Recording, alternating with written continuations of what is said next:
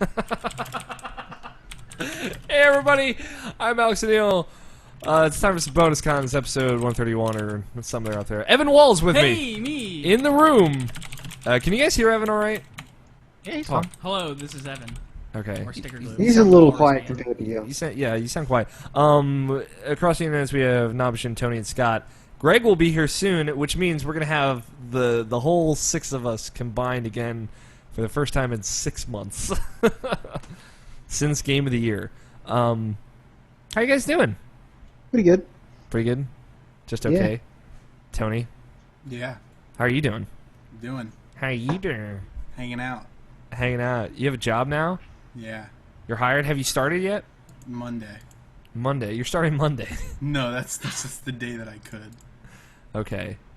And I don't actually know the first day yet. Okay. Are you excited about Monday in general? No. Okay. I mean, we'll talk about that later, I guess. Evan! Yeah, huh? I haven't talked to you in, like, forever. Yeah, I know, exactly. I'm pretty sure I was the last one who saw you physically. Ever? Because... Ever. You're He's a murder soul. yeah, you're my spirit. Oh, Greg is calling me. Evan, do you think you can hold down the fort? I'll try. Okay, I'm holding it down. You know, Evan, what he means is you're going around and you're asking about how everybody's day was. Alright, How was your day, Evan? Oh, my day. Yes. My day. How about your life for like the last few months? How about that? Busy with work. That's basically about it. It's been work all week. So like you're trying to switch your schedule around, right? So you can come on the show again. That's, Yeah. so that's the last Yeah. time you said, at least. Yeah, so we got a new customer service clerk. So she'll be starting. She's started already, so I'll be able. So we're supposed to be rotating every other day. So one day I'll have Friday off, and the next week I'll have. One week I'll have Friday off, next week I'll have Friday. So it switches Okay. kind of like that. Okay. So it's like we get every other day, and then we swap. Okay. And then hopefully Well, no, I'll share that later. But Okay. it's But- bigger news. But Oh, well, I mean, hey, you can just lay it down right here. I mean, this time it's Alex's fault for not being on the show. Yeah. well then, Say it. That's right. Do it. It'll feel good, I promise. I'm looking into a full-time job. Awesome. Oh. Yeah, Where at there? At Harris Dairy, yeah. Okay. Yeah, so I'm excited. My boss Like, said Full time as a customer service clerk, or? Well, I want to be like in the management program, so I can. Oh, But okay. I'm not sure what he's presenting me with at the end of this month, beginning of next month. Okay. So he's gonna try to get me into the management program. If not, he's gonna just help me get a full-time position there. All right. Fuck, Yeah, man. I'm excited. Happy for you. But like, how's it been like working there for like the last few months though? Like, has it been Busy, very busy. How Okay. crazy has it been? What kind of crazy people yell at you this time? Like they call me in every week at least once a day when I'm not working. I have over what part-time hours should be, which is 28. Yeah, is yeah. there I've any been through that overtime before. for part-time people? No, not until I hit 40, which I have not. Which I've been come close. I've gotten like 38, 37 and a half. Hmm. Hi, Yeah, Gus. I've been there before, Evans. Yeah. Both I'm being glad part time. they've- Yeah. I've been glad they called me in because I like when my boss does that. Yeah, man. Get them benefits. It's Oh, good. yeah. Don't scare Gus. But nothing else, man. Just like your dog, your family, everything Dog's else. good. She ran away one night. Really? Have you taught her Yeah. how to play hide and seek yet? No, Scott, not yet. I got her to roll over. Up and down, not left, right. Nice. Yeah. But it ran away though. Like, She where'd ran she go? away. Yeah. Well, we were taking a walk and she wanted to smell something, Yeah, she and did. I wouldn't let her. She wanted to smell something. All right, I'm back. I wouldn't let her, so she ran away. Not ran away. She got out of her leash setup that we have. She kind Her of harness is that a? She have a harness? Yeah, she has a harness, and then she just kind of like ran and started smelling everything, and I panicked and called everybody and was like, "Come down and get flashlights." Okay. Oh, this was at night. Wow. Yeah, this was at night. Ugh. Oh, hold on. I'm gonna mute our mics real quick. Greg, you're a real piece of shit. I'm speaking Alex's word for him. But I like your mustache. You're a sexy man. Yes, in your hand? No, that's a tablet, because you suck. Okay, I can't do it anymore. Still here, Tony? They can probably hear us. I don't think he muted us. I think he just muted them. I just muted my microphone so I could tell Greg my Wi-Fi password. I could totally hear all of you. Greg is here. Hey, Greg. So Greg Blaney. Hey, it's all 6 of us 6. There's 7. it's amazing. Oh shit. in the hangout right now. I guess the 3 of you are here. Catching up with you, Evan. Yeah. Your house good. I heard a full-time job while I was Yeah. waiting by the door. Yeah. How's that going? I don't know yet. Okay. I haven't got it yet. I'm in bated breath right now. I haven't got it yet. I'm waiting for my boss to give me the This is offer. all right. So get this. Next week's E3. Greg's gonna be there, right? Yes. Let's make this about me. It was almost a clusterfuck While we're today. talking about Evan. And then I managed to fix everything. So. Okay. So all Monday we're all gonna Yes. be hanging out. Cool. It's Greg's Scott's not gonna be out there all day. Evan's not gonna be there all day. It's just gonna be me, Greg, and Tony, the only true believers. I mean, we could pre-party it up Sunday night. I mean, like, are you gonna? Do you want to say the night Sunday? Because I can if you want to. Sure. I mean, I know that's your day, so. No, it's fine because it's gonna be Bethesda and Game of Thrones. Greg is a very courteous friend. He understands how I'm I like just gonna to. crash the party. That at you're a 11 o'clock weirdo? and get off That I'm a weirdo who doesn't like to talk to people on Sundays. Oh, careful on the table. Don't lean too hard. Greg, how are you doing since we just got up with Evan? Well, I got off work about an hour ago. Yeah. Actually, an hour and a half ago. Other than that, just living. Just straight breathing air. That is what I'm doing. jerking it so right every day. I mean, we recorded Mupp. We did. A I'm little while halfway ago. done that. Okay. There's a thing about Muppets, like, it's not even about getting out on, like, any sort of time. It's, like, doing it when I feel like I don't want to be doing work. Like I said on the episode, we did 24 episodes in 24 months. Yes. So that's all that matters. Yes. Like, regardless if, like, most of those months, 2 episodes came out in 1 month. Yeah. Or whatever. The point is we actually recorded them. Yeah, it's a monthly podcast if you space it out. Well, it's just like, I don't want to come home after work and then immediately go into editing a podcast to make it feel like it's doing more work. Then it just takes the fun out of it. So I would rather do it, like, when I feel like doing it. This way, it doesn't feel like work. Yeah, that's kind of how I do it with roommates when I edit that. So I feel you. I mean, man, at least you get it done. That's more than most people even fucking say. So props to you for at least doing that. Like, the thing is, I mean, you did the original Mupp, not X, not the Xenoverse version. The X makes everything better. It did. It made it made the show better. We'll say that at least. You did that for what, a year and a half, and you were editing every week with that. Yeah. And then like you took like 9 months off, and then came back, and you've been doing it consistently for 2 years now, which is fucking crazy. Yeah. To think that show's 2 years old. The Yeah. X version of that show is 2 years old. It's a beautiful thing, really. It is a beautiful thing. So, like, you know, most people, they do like 19 episodes and then break off, but you've done like a total of like 70 maybe. Yeah. So, Sorry. you know, that's impressive. You're fine. If you are watching, you don't know, our little sister podcast, Malicious Underground Podcast X, hosted by our good friend Gregory Blaney right here. It's about anime. We watch an anime together as a team every month so that we have something to talk about. And Greg just spills everything over my nice podcast table. Because I'm a dick. So, Yeah. Nabishin, how about you? How's life? You got a wedding to go to? That is in that's on Tuesday. Okay. I will have as soon as that Square Enix conference is over is like exactly when I'll leave to go there. It's in Williamsburg, so it's not that The far. sooner they announce Kingdom Hearts 3, the better. Yeah, right? as soon as you get your Kingdom Hearts trailer, you're just like, okay, I'm done now. I'm leaving. And then I can make a whack-ass prediction again and then have both of you drop dead from the floor. Listen, you're not a Kingdom Hearts fan, all right? You don't understand what it's been like for 10 goddamn years. Okay?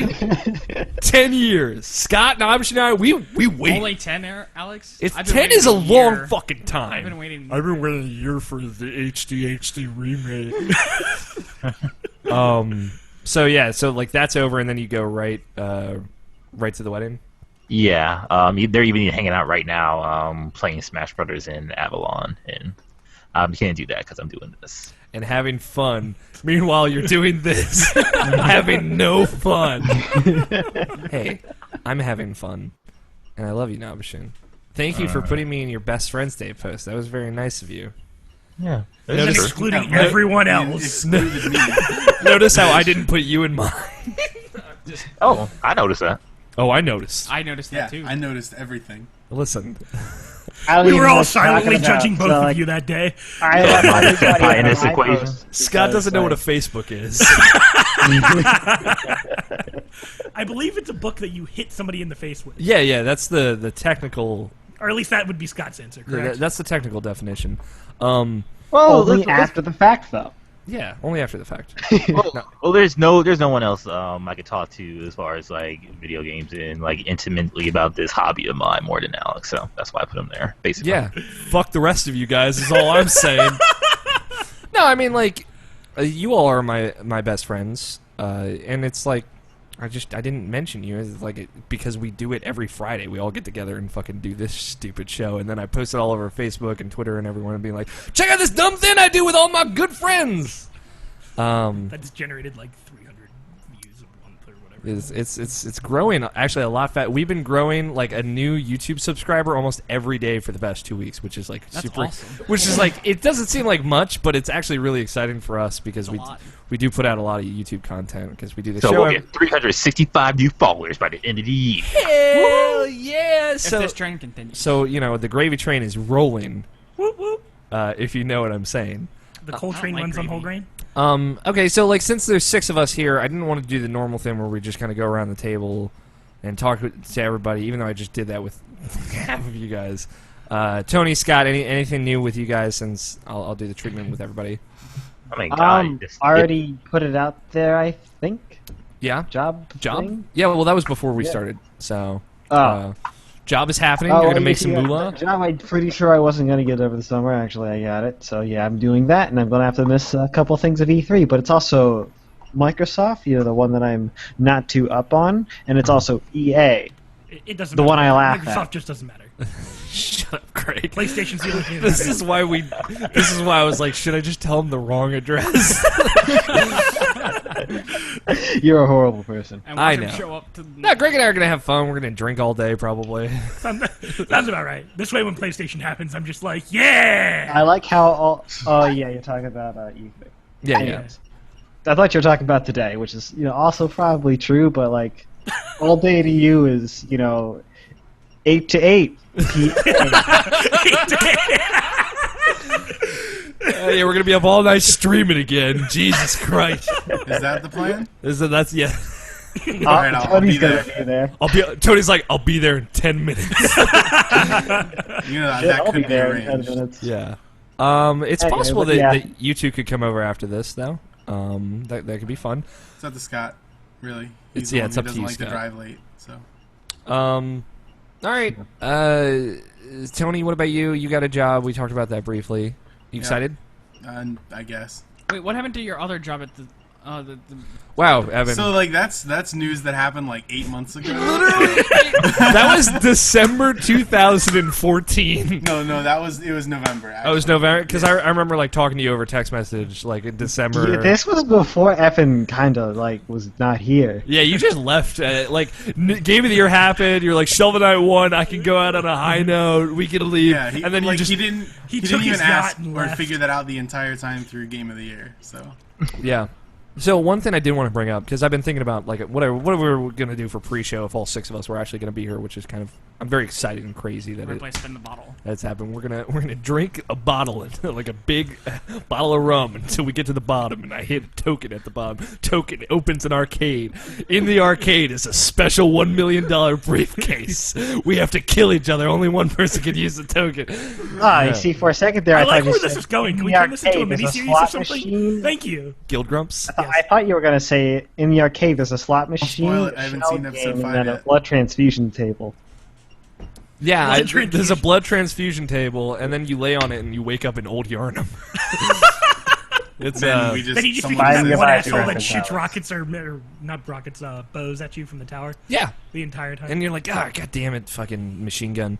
Oh yeah, it's a machine gun. Yeah, it's like a turret. You're like, oh yeah, this is like modern. Weirdly, there are guns in this world.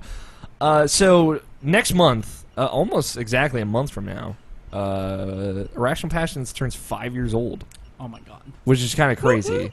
And I figure we're probably not going to get everybody together again. Let's be realistic here. So 4 years and 11 months is cool enough. I wanted to ask you guys, pre-show, bonus content only, what's your favorite Irrational Passions moment? This is spanning 5 This years, is a half a tough one. decade of stupid shit we've done together. Any episode I was on. But you've been on like half of them. It's true. I had been on a lot of them until recently because of work. But Yeah, and same with like Nabishin joined in just before episode 100, and he's been on almost every episode since then. Almost every episode. Never forget, Scott was there that one time. I was there on every episode. Yeah, you were. You haven't. except for that one time you only jumped in for 30 seconds. It counts though. It It does. counts. it does count. So yeah, I just thought it'd be fun since like again, there's so many of us. Bonus content I knew would be a clusterfuck. So Evan, what about you? Do you have a 5 years? I mean, you Get me for now. Pass. skip me for now. 5 years. I mean, you Scott and I are the oldest Yeah. of the not the oldest. We all know the age difference between Nabish and I is what really divides us on an intellectual level. But yeah, we've been here for the longest. Oh yeah. Although I would say that, I mean, I've been on the most shows, but Scott would probably be second on Yeah. that list, and you would not be third. That's true. Nabishin, what about you? I know you always think about it, so. Oh. Well, Wow. man. shit. Oh, you just put me on the spot here, but you know, like anytime, like game of the year is always my favorite part of the year. So like anytime we all get together, just like talk passionately about the things we like, that's always my favorite stuff.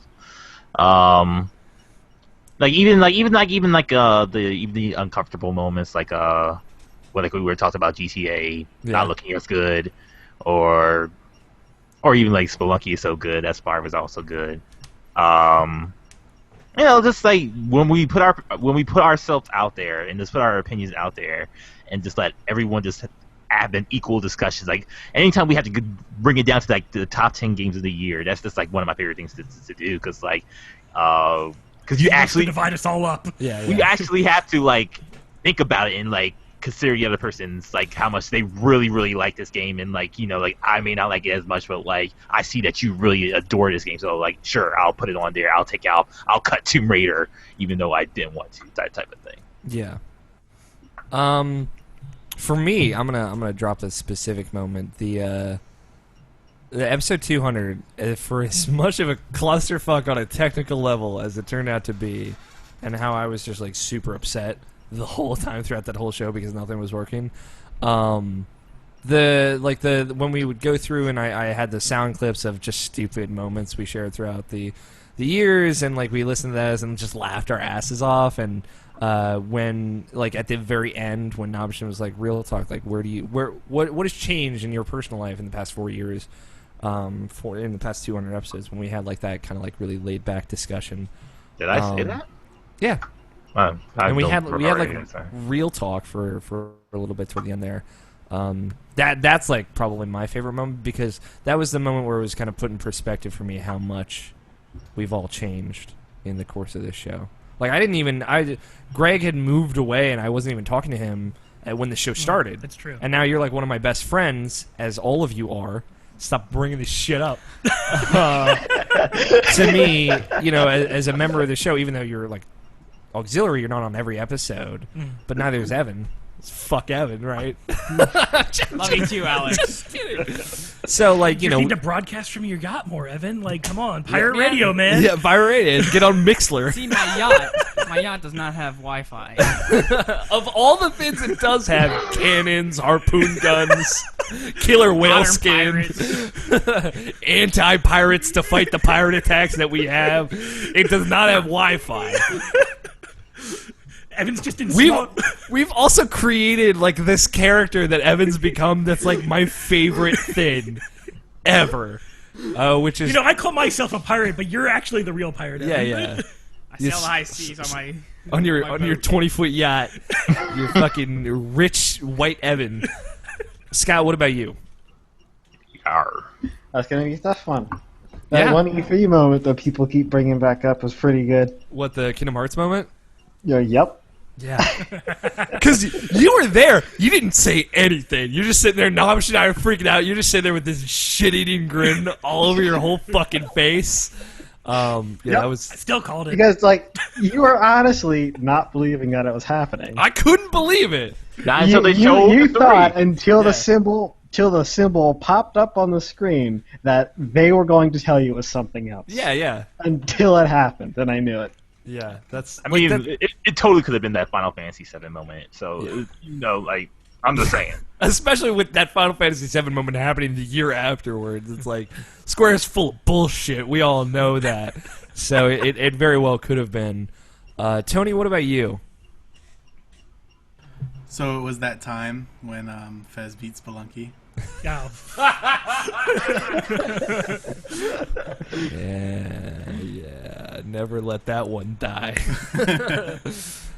Yeah, that one's gonna be like salt in the wound forever. All right, I Evan. think I might be the only person who still thinks that. Yeah, I think you might, Scott. So let it go. Jesus, stop bringing it up all the time. I really also liked us not caring at all about Persona 4 Golden that one year. Yeah.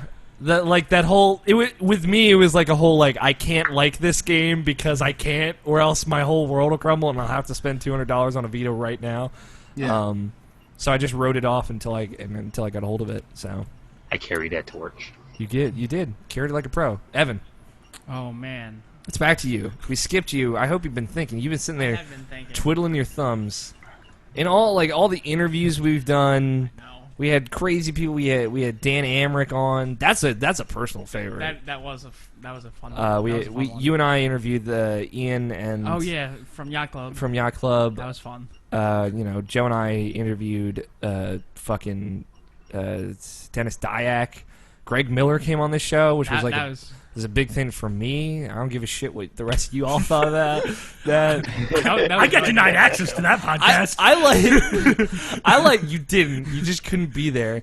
I like that Greg kept giving Tony shit throughout that whole show because he wouldn't talk that much. And Tony still doesn't talk during the shows. You talk more though, Tony. You've made progress. I would have to say when Joe was on and he changed the docs. Oh yeah, when he would change the new releases. That's right. That's like that's reaching way back because we don't even do new releases anymore. But yeah, that's. When did that stop?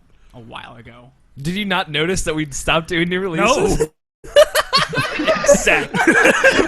That's exactly why we stopped. It's been like 2.5 years since we did new releases. It's been at least a year and a half. It's I don't know. Maybe over. I just It's like haven't 2 been paying years. attention enough to care. I don't. Exactly. New releases never mattered. Was the thing? I'd always be like, "Can somebody do new releases? I have to do it every week." No one would do it. Just No one copy and paste cared. from GameStop.com. Not Man, GameSpot. fixing craps though. Yeah, fucking goddamn. All right, Greg. What about you? Other than any show you've been on, you're on this show. I don't know about the 2 times I went to PAX. Yeah, That was something. that was something else. All that sitting around that bed, talking into the recording device with a bunch of drunk people. That was fun. That was funny. We were going to that IGN party and like getting Yes, way too drunk. that was an evening. Yeah, that was I showed that to people. The video of us like walking up. Yeah, yeah. it's kind of dumb. It's kind of awesome though, because I had people like messaging me saying like I can see the shit-eating grin on your fucking face, handing that drink to Greg Miller. I'm like, yeah, it was good times. Everything leading up to that, though, That was way better. that's a magical Stories journey. that can't be told on this podcast. That's a magical journey that happened. Yeah, I think that's a good wrap up for it. But Man, that one Extra Life when we had everyone come down though. oh yeah, the Oh, one yeah, extra that was with fun. Joe, Justin, Plank Yeah. Fan, Troll.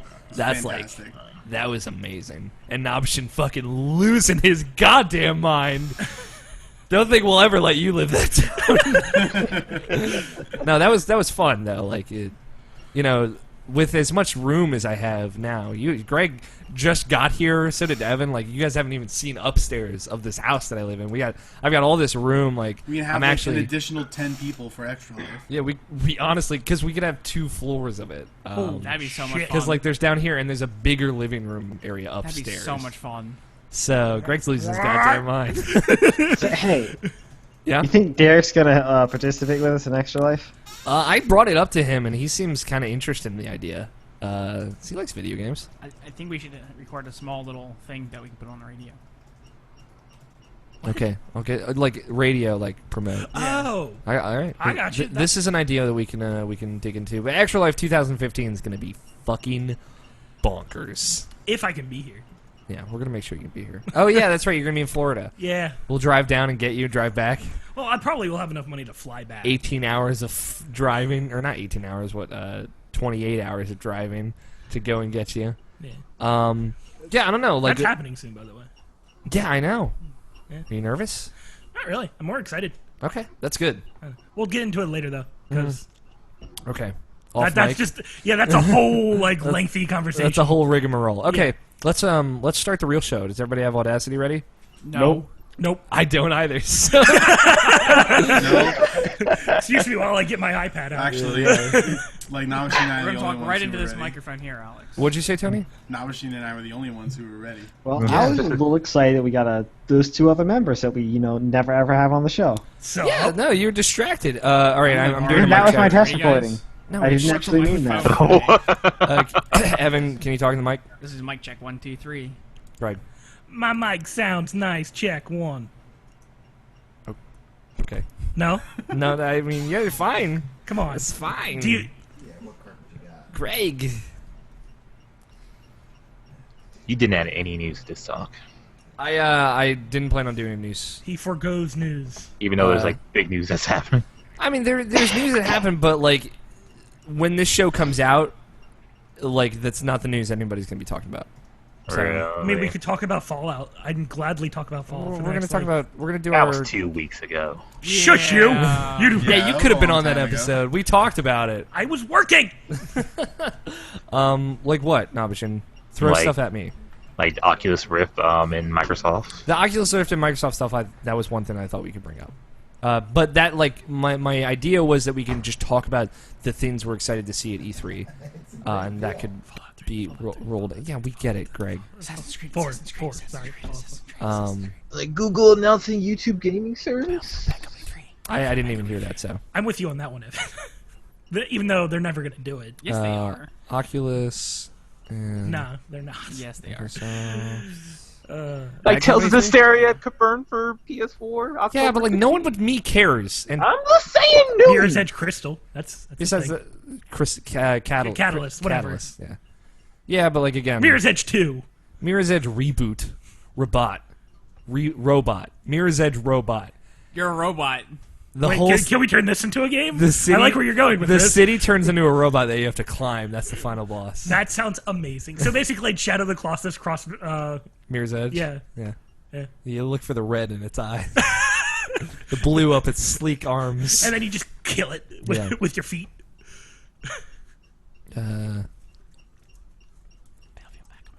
All right, one that's not going to be announced this year. 'Cause- We're not going to talk about news, so let's just forget about it. Well, I wrote those two things down. All right. Everybody ready to record? Yep. Tony, All right, I'm starting my Audacity. stop it, Evan. I will come over there. You're like a foot away from me. You're not across the internet. There is no boundaries. I doubt it. That sounds. Alex, I too don't- lazy to I don't move that want far. Alex. Yeah, this is me like. The walrus will be tamed. All right. On one. 5, 4, 3, 2, 1. That's the way the magic happens. I wanted to pull a net, but I decided not to. I hear like a weird like squeaky fan I do too. in the I background. think that's Tony. Probably mine. That was like a ceiling fan, so it sounds like. Yeah, it's a squeaky shit.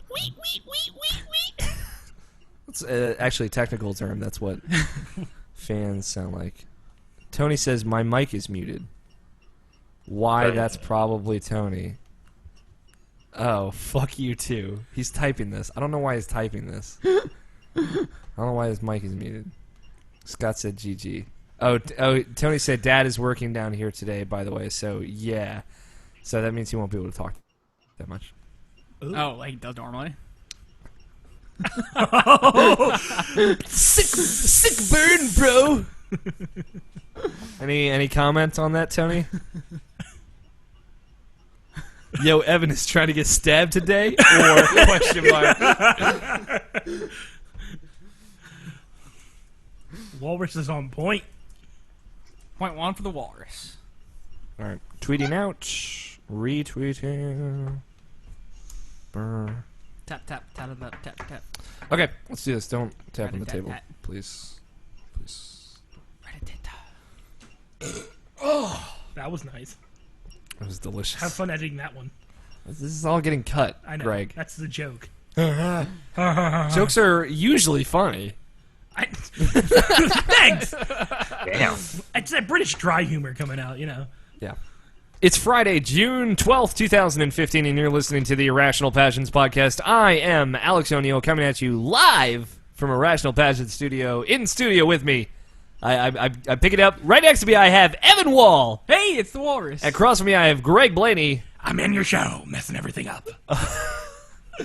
Across the internet correspondence, we have Brian Nobishin Jackson. Reunited and it feels so.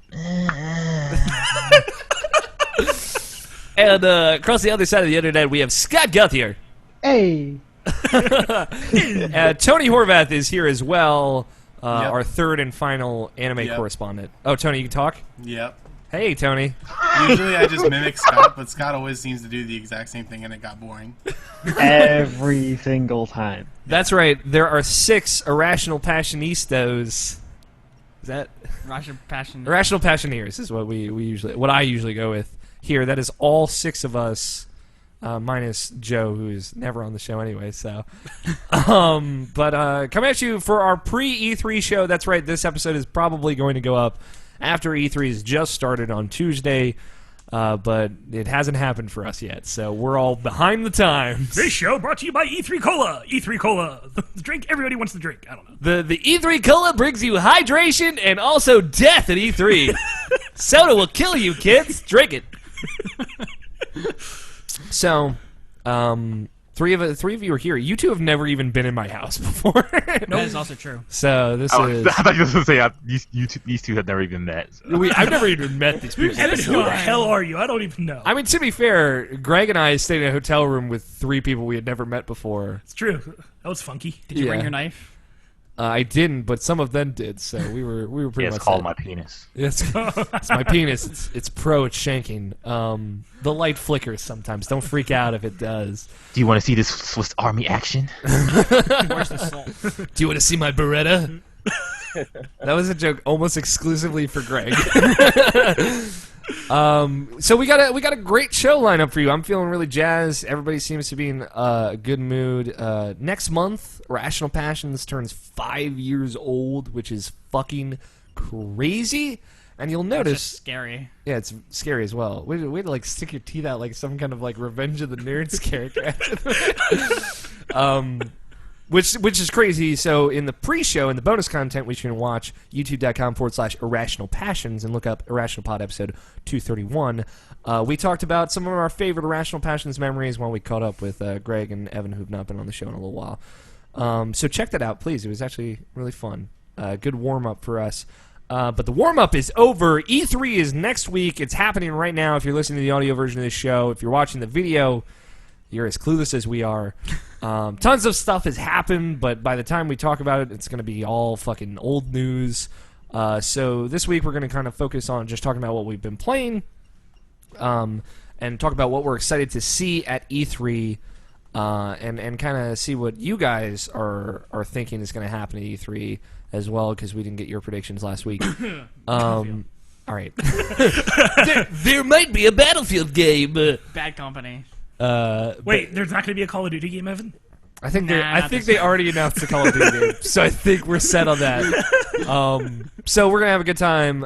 If you've never listened to Irrational Passions podcast before, You'd probably stop now. you're Definitely not go back to episode 1. definitely don't listen to episode 6, where it's just Evan and Scott. Please don't do that. Go straight to 6. Start at 6, go to 15, end on 100. Actually, go to 6. It's only uphill from there. We've got a fucking doozy of a show for you. So let's kick things off with some house cleaning, some things that are going up on the website. Monthly passions is the big focus. I've got like 3 different guest passions coming in for May. So that's I'm hoping to get 3 people are coming back to me.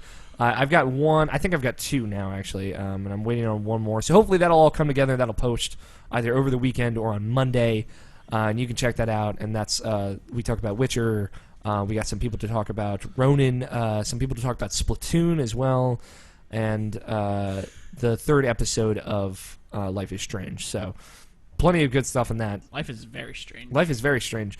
Speaking of Life is Strange, my review of Life is Strange Episode 3 is up now. You can go read that. I'm actually really proud of it. It came out really well. And I think that's the best episode of the series yet. So go check that out. And that's about it for house cleaning. Greg, any update for... Alex Plays. Oh, Alex Plays, that's right. Before we Why get do to I have to keep reminding you of that? Because nobody cares about Paper Mario. I care about Paper Mario. It's because like I schedule them and then I just forget about it. I was just like, I'm off. I am playing Paper Mario 1,000 Year Door on our YouTube channel, youtube.com/irrationalpassions. If you're watching the video version of this episode, you can click something off to the right and probably start watching my playthrough of that. My face. Yeah, click Evan's face. We're gonna highlight Evan's face, specifically his right eyeglass.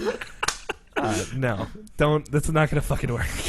Look out to the sidebar. There will be a playlist or something that you can click on and watch me play Paper Mario. That's up to episode 10 as of the time of this recording. So, I don't know. It's fun. It's got paper stuff in it. Greg, for our anime fans out there, how is the next episode of Malicious Underground Podcast X coming? It's halfway done, guys. It's getting there. It's halfway done. Back to you, Alex. Just start throwing it to one another. Yeah. It's just like... No, I'm working on it. There was a problem with the audio entirely for just me, apparently. Good thing I came back. Yes. We had that backup ready to fucking go. Yeah, and that took me a while to like find the correct program to download it to MP3 and set it all up. So once I finally got that, I got halfway through it. Now I just need to do the other half, and that's not going to take much longer, guys. So it should be up in the next week or 2. That's what, 23? 25, right? 25. Yeah, and that's we talked about Lupin the Third. Yep. Act 1 or whatever, Season 1. The one that nobody watched. The one that nobody watched. Mostly on accident on 2 people's parts. So you though, you're just a bad friend. I know. I'm horrible. I apologize to everybody. That's a really fun show. It is. However, there will be like a good chunk of it where there's a ginormous amount of echo. Because Nep left his computer running and it just started echoing for whatever reason. Great. Yeah. Nep, fucking MVP, as per usual. Oh yeah. Mr. Nep stopped listening and emailing this show, gave up on us, joined MupX where it's cool, and then he just ruins that. Well, he had a legit reason of currently flies were invading. No, was it bees or flies? Flies. It was he was attacked by a swarm of flies during the episode. I'm not making this up. It was such a There's email proof. A harrier of flies that he had to leave his house. What is that? What is that? That doesn't. Everything's bigger in Texas. It's. Somebody write that down in titles.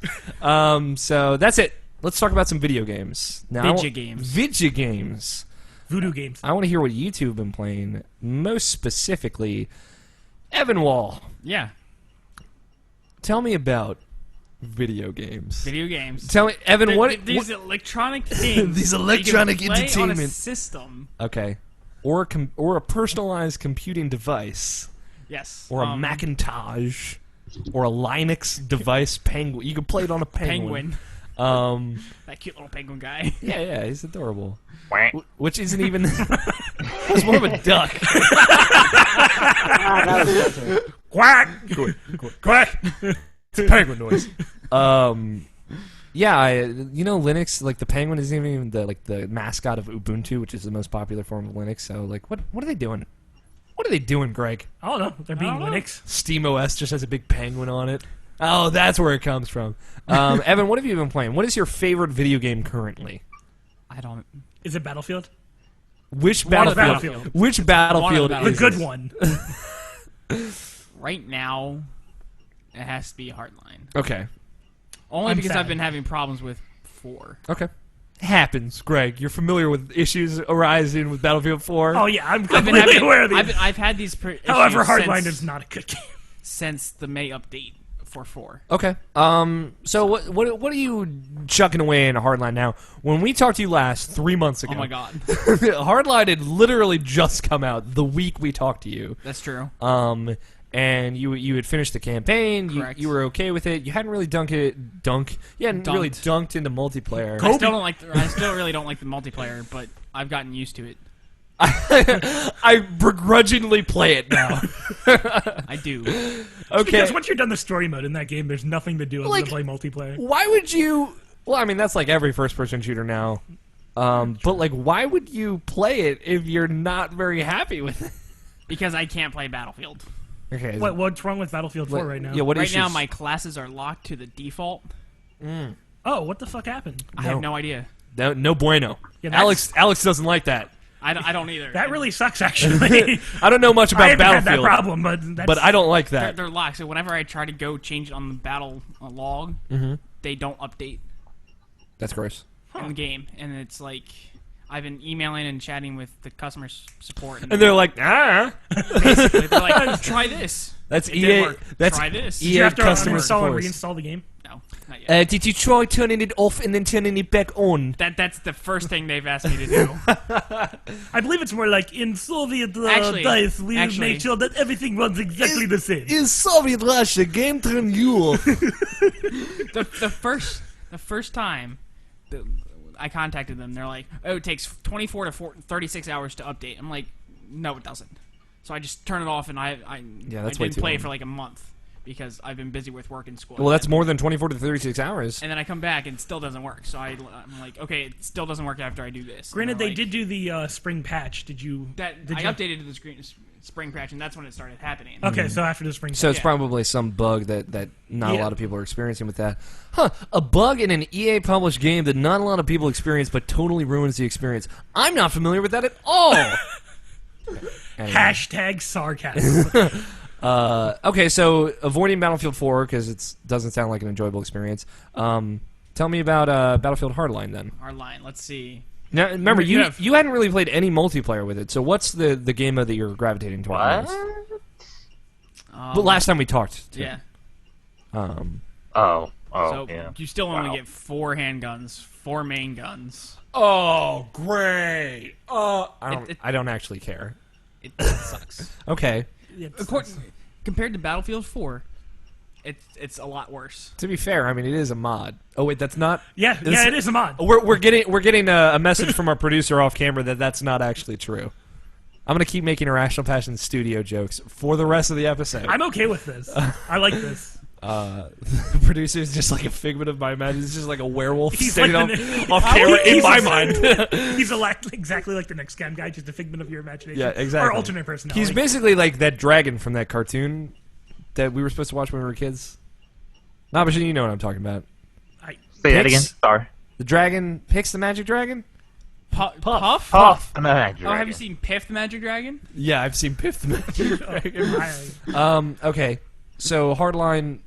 I didn't ask you about loadouts. I asked you about game modes. Right. What do you Okay, play so most? Conquest Large. That's It's because that has what 64 players. Yeah. Okay. Or 32, something like that. Is it so? Greg, you continue to play Battlefield 4, right? Is it weird to me that there's no team deathmatch mode that has like 64 players? Like I always it's found that not, disappointing. Mostly because it would be an utter clusterfuck. Yeah. I Yes. want Yeah, it that. would. That's like that's the Battlefield experience I want, where we're like we all where hop they're- in a helicopter and then explode on a bunch of people. They do have that. They have Conquest Large, which is just like I 64 know, people. yeah, but like I would rather like have a different objective playing a conquest mode.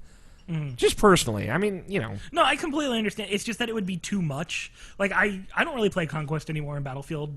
I play almost exclusively Team Deathmatch. yeah. Mostly because Conquest is just it's monotonous for the most part. You get into a Because you vehicle. capture a point, lose Yeah. point, go back, capture it again. Yeah. I only play that and Domination because I feel like there's too many campers. Domination is really good.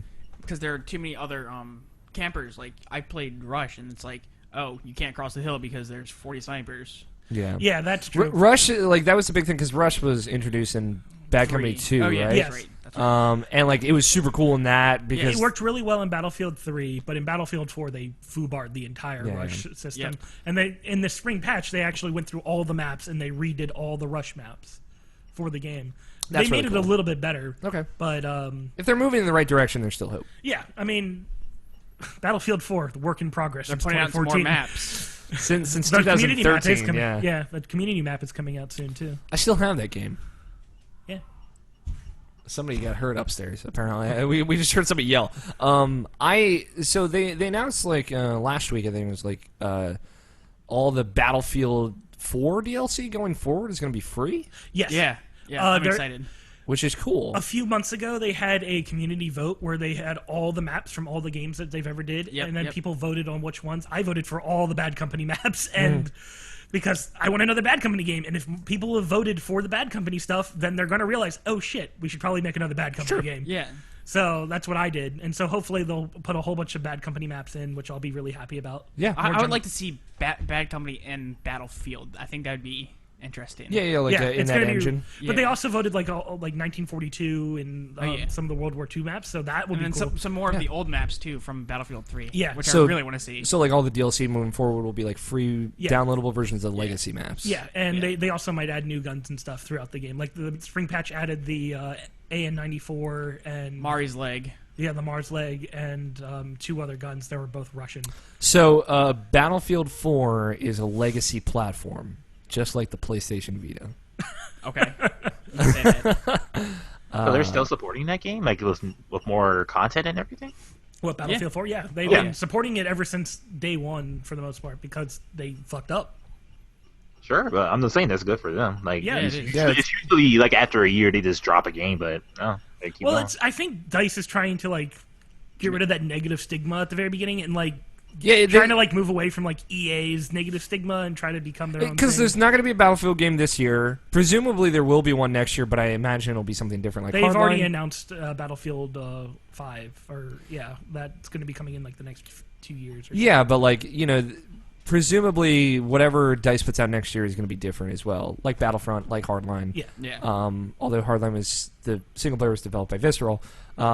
So like it seems like they're trying to make Battlefield 4 like a more multi-year experience. Yeah. Which is good. Yeah. And at least they're supporting it, unlike other games. generation game.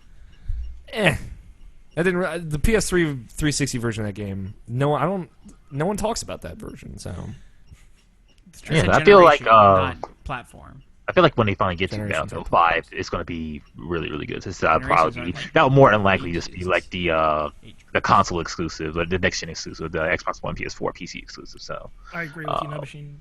so if they don't have to like worry about like, oh, we have to worry about the PS3 and 360 players. If you don't have to worry about that, then like you get your 64 players, you'll get a smooth frame rate and hopefully a stable launch. So I think it'll blow everybody out of the water when that comes Yeah, out. with all the mistakes that they've made, I don't think they want to make another blunder like that. Their credibility is at stake at this point, but they're doing a very good job of being an active community and just I'm talking to their fans. talking to the fans and seeing what they really want out of a game. So And cultivating an active community as well. I think. yes, That's good. That's one thing they do good. they're also adding the CTE to consoles, which is nice. The community Oh, I test can't environment, wait. Oh yeah. which Cool. is another great thing that they're doing. So I just want to indicate to the rest of the panel, especially the ones present with me that cannot see, Tony is playing some kind of flash game, which he's a circle consuming other circles, and the circle's name is Alex's butt. oh, is he playing Agario? Yeah. Yeah. So. It's like you're an amoeba and you try to absorb other people. Yeah. Scott's talked about it on the show before. It's hilarious. I love it. So Tony, it's not very appropriate. It is the quest to make yours the biggest. Alex's butt the biggest. I In mean, your pancake butt. Give him some space. listen, it has been I a need long like a 7-foot booty, yo. yo. It has been a long time since my mom said I had a pancake butt. I'll tell you what, Alex don't have no pancake butt anymore. I don't think I've told that story in like years. I went to J.C. Penney's and I was trying on jeans. I never heard that. Oh, you haven't heard it? So when I was like 14 or whatever. I haven't so, heard this either. so probably still old to be too old to be trying on clothes with my mom. But I was like, this is where I was like, okay, how do I buy jeans, Mom? Because I'm a dumb 14-year-old boy. So we're trying on jeans, and she looks at me, I'm like standing in front of the mirror, and I'm like, oh, yeah, these fit really nice. And my mom just says, you have a pancake butt just like your father. And I looked at her, I said, Mom! Jesus Christ! So, I was scarred from then on, and I guess, like, in kind of rebellion, and I wasn't a very rebellious teen, but in rebellion, my booty grew 10 times too big. So here we are, and I no longer have a pancake butt. I got a fat ass. And my mom makes fun of me for it now. So,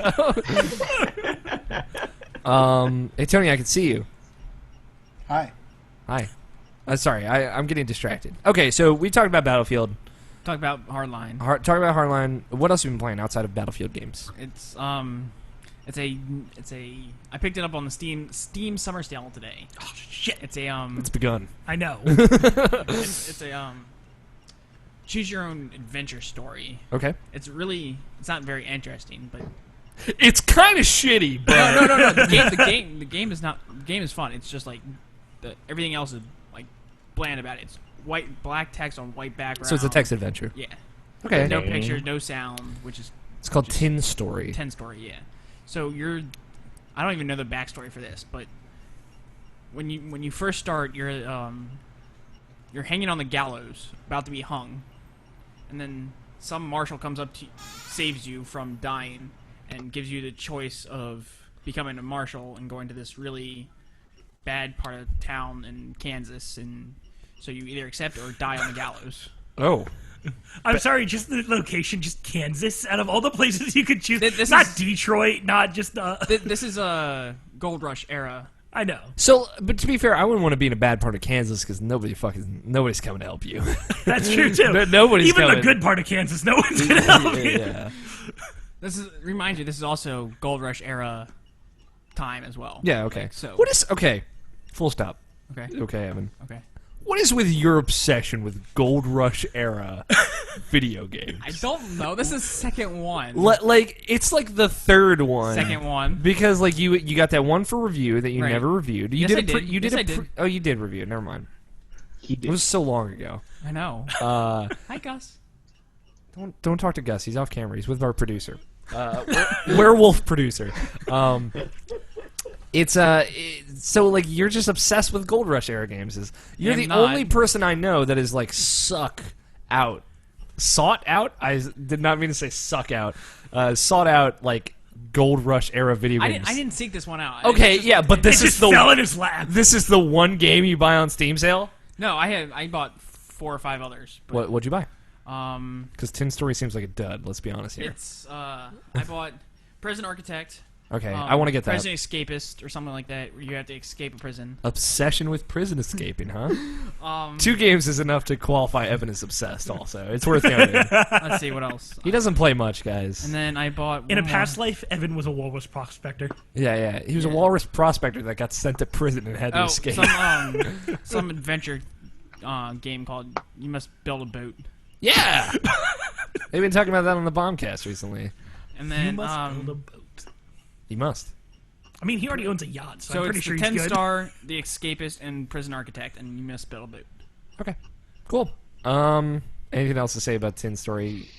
Other than it's pretty interesting. It's a text adventure that's Text interesting adventure. but super boring. Do you try to gain a waifu? Yes, you can. Stop. You have your own goddamn show for this. Okay. Evan, you're done. Yes, I'm done. Great. Yeah, what up? It's been what? 2 months? About that, yeah. 4 For you? months. No, 3 months. I think for it's you. been a bit of a month. about a 16 month. months. Eh. Yeah, I feel like we did get you 32, right 64. either before or after we recorded that episode of Muppets. Yes, that's right. That did happen. It was before because we didn't have stories. Okay, what you been playing, Greg? I recently picked up Project Cars. That game is actually pretty interesting. Yeah, Danny O'Dwyer over at GameSpot really loves that game. He says it's the best racing game on current gen consoles.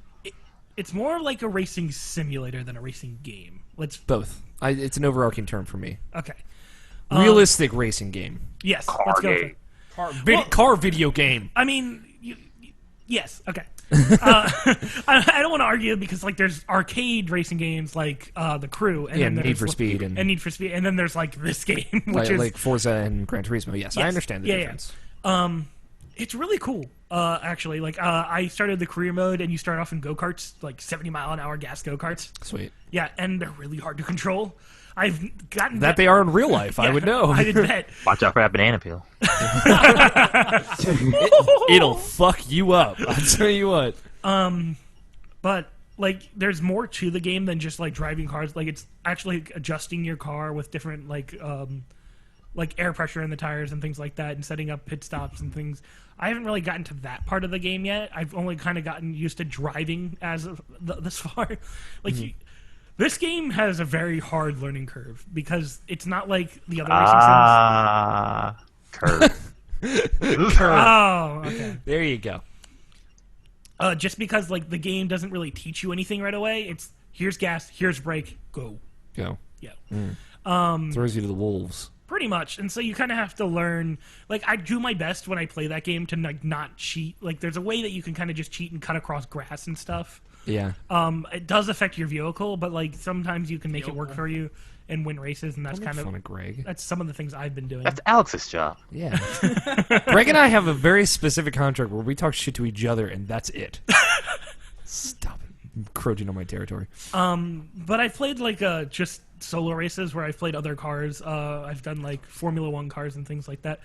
They're really hard to control, and the game intrigues me. That's why it was like a curiosity. It was like that or Drive Club, and from what I've heard, Drive Club actually got really good. It got good. I haven't heard like it got really good. I just heard that it got better. Or, What happened to our plans of playing? I heard it got. the game went to shit on day one. Remember? Oh yeah, Then they pulled it from the store. well, they didn't pull it. They never put out that free version, and it was The Crew that we were thinking about. Oh, playing. that's right. And then Greg got it and said like, yeah, don't buy this game Yeah, if you want a Need for Speed, Fast and the Furious crossover. With Troy Baker. with Troy Baker. Troy Baker. This was not it. Yeah, this was not it. It wanted to be that, and that sounds cool. This wasn't that. Okay. So, Project Cars, is it like getting you the in-depth kind of car building stuff that you really wanted? Well, it's not really car building. The game doesn't allow you to like customize different parts of your car, which I was kind of hoping it would allow you to do, like change out tires and change out door. It's more or less just like it gives you different views. Like you can do driver's view, you can do like head view, like you're looking through a helmet and driving. Okay. Third person over the hood, your classic kind of stuff. But like the thing about this game is like you want to be in that driver view, and you want to be driving around in cars because the cars look goddamn beautiful. Looks like a next or current gen game. Oh yeah, it's a very beautiful game. It's just that you have to want to play a racing game when you play this game. And I get those feelings every once in a while. The Crew really didn't do for me at all. It was way too arcadey. I mean, I'm still playing The Crew a little bit here and there if I feel like jumping into like, whatever car because they're real cars. But I think Project Cars does like a better job of giving you more of a race experience. Yeah, speaking of car games, and I don't mean to derail, but I finished... God damn it. We're just stumbling into fucking landmines everywhere. Shitty puns. I went and took a weekend and I finished that Fast and the Furious Forza Horizon 2 thing. Oh, okay. And I had a good time. Like, I actually enjoyed it. I think Forza Horizon, or Forza, whichever you prefer. Forza. I think, I could totally get into that. I think at this point I'd just wait for the next one or wait for Horizon 2 to be affordable, but I had a lot of fun. You'd enjoy the Fast and the Furious thing. It was like a free... Yeah, I heard of it. It was like $10, but it was free for a couple weeks, and Ludacris narrates the whole thing. That's awesome. Because, he doesn't, say much, but he's just But it's still ludicrous. Yeah, he's just like, go here, do this, just basic Doesn't say directional like stuff. that. He's like, go here, do this! Excuse me. Move, bitch! Get out the way! That's actually what he says to you exclusively. No, it's fun, good time. Yeah. But side tangent there. I'm interested in possibly a driving sim at some point. Horizon being kind of my gateway into that. I'm curious, Greg. How do you play your driving games? Do you listen to your own music while you're playing them, or you just or do you put your full attention into it? Because that's driving games are more like something I listen to something else while I play at the same time type of thing for me. I put my full attention onto it because there's a lot of things Like, this game isn't like, oh, here's a long road. It's, here's a long road and then a sharp turn. So you can't really, like, take your attention in anywhere else. It's kind of like, oh, you're driving, and then you have to turn. And then you have to turn. And then you have to... Because they're all, like, they're all Formula 1 type tracks. We're like... Right. Yeah, they're not like We're going NASCAR real high tracks. speeds and stuff. Yeah. Yeah, I don't know. I would definitely, like, get into However, like, listening to music. If I was playing, like, The Crew, I could put on music and play that because it's pointless. A lot of people, I've had a couple of my friends that don't play too many video games, like Josh and Graham, the people I've mentioned on the show before. But like, I've actually seen both of them the other day at work. my casual friends, I guess we call them, they play Smash Brothers in Filthy tournaments. casuals. Yeah, the filthy casuals. No, they tell me like they can't play games and listen to podcasts at the same time. Specifically, because I've gotten all of my friends on podcasts. Alex, that's just their excuse to not listen to our show, man. Yeah, it's bullshit. We have a category for that now. So, no, because I got them into podcasts. Like I started them off with, we started playing D&D, and then they started listening to this D&D podcast that Tony suggested, and then I suggested like a bunch of other stuff. They now listen to a lot of different podcasts, especially my friend Chris, which is awesome. Yeah. And they say they can't concentrate enough. I'm like, it's like so second nature to me. I was playing Massive Chalice and listening to Beastcast earlier. It's just like, it's like whatever for me. Yeah. Which I wonder if like that's like a thing you just get used to when you listen to as many podcasts as like Nobish and Rai or something. I mean, I still play my games. I listen to music all the time. Well, Music is different. I now. can do that. Like, I can play music and play games. I watch but TV too. Specifically, I watch Netflix as well. Sometimes I do. Specifically, like this game, like when you're playing Drive Club, you're more focused on what you want to do next versus just kind of driving around. Yeah.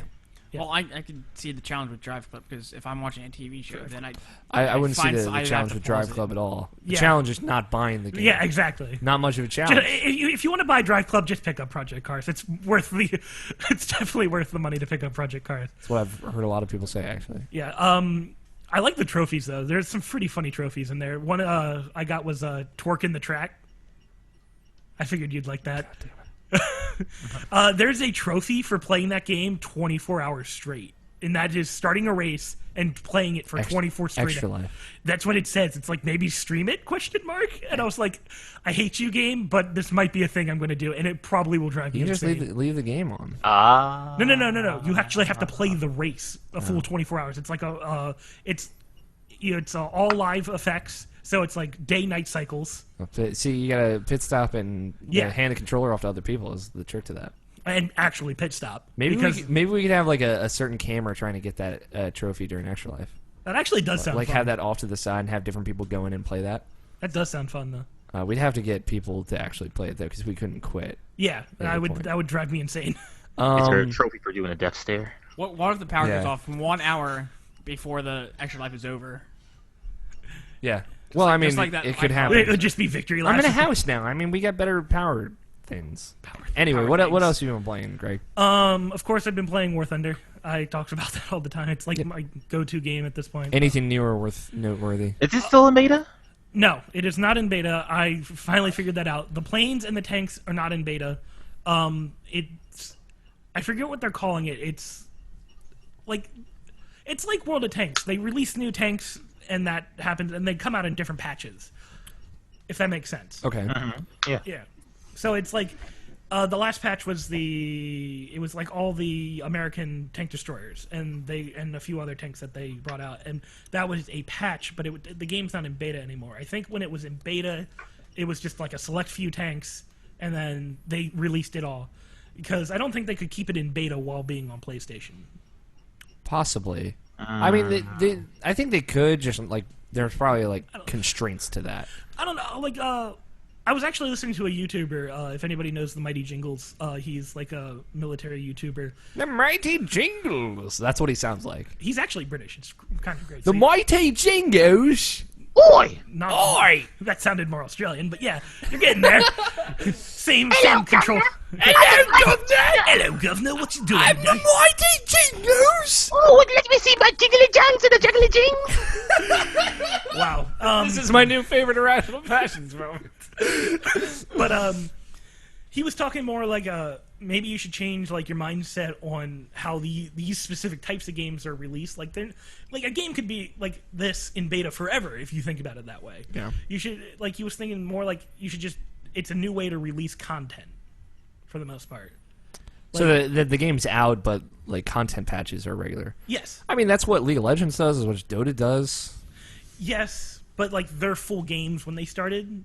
League of Legends started from a beta. Dota 2 started from a beta. They both did. Oh, okay, yeah. But they put out new characters. Well, Dota less so, but League of Legends does like every other week. So not every other week, every other month or two.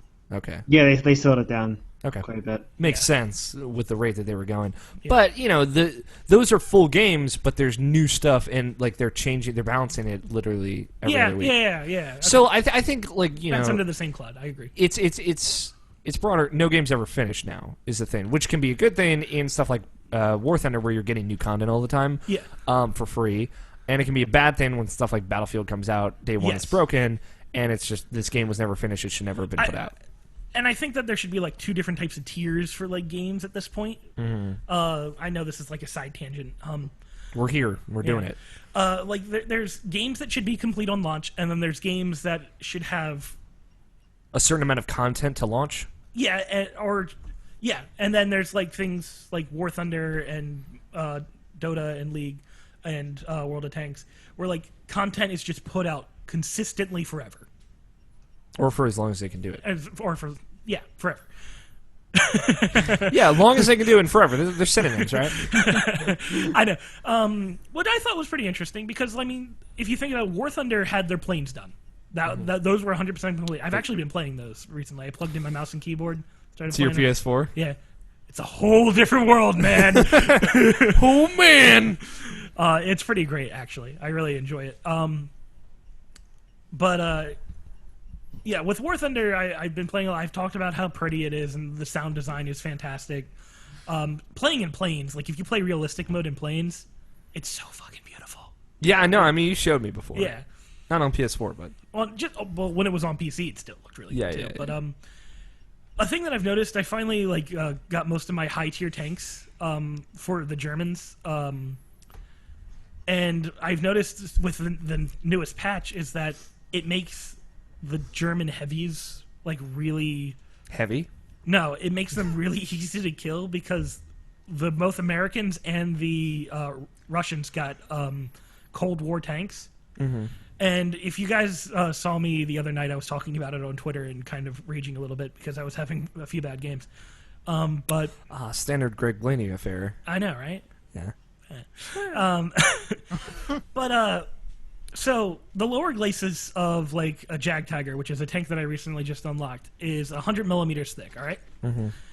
The Cold War T-54, 1954 and 1940. No one's gonna kill you if you miss up the day about a couple years, man. I forget which ones there are. There's two T-54s. Both are 100 millimeter DT cannons. Okay. Both can penetrate the lower glacis of a Jag Tiger. Why?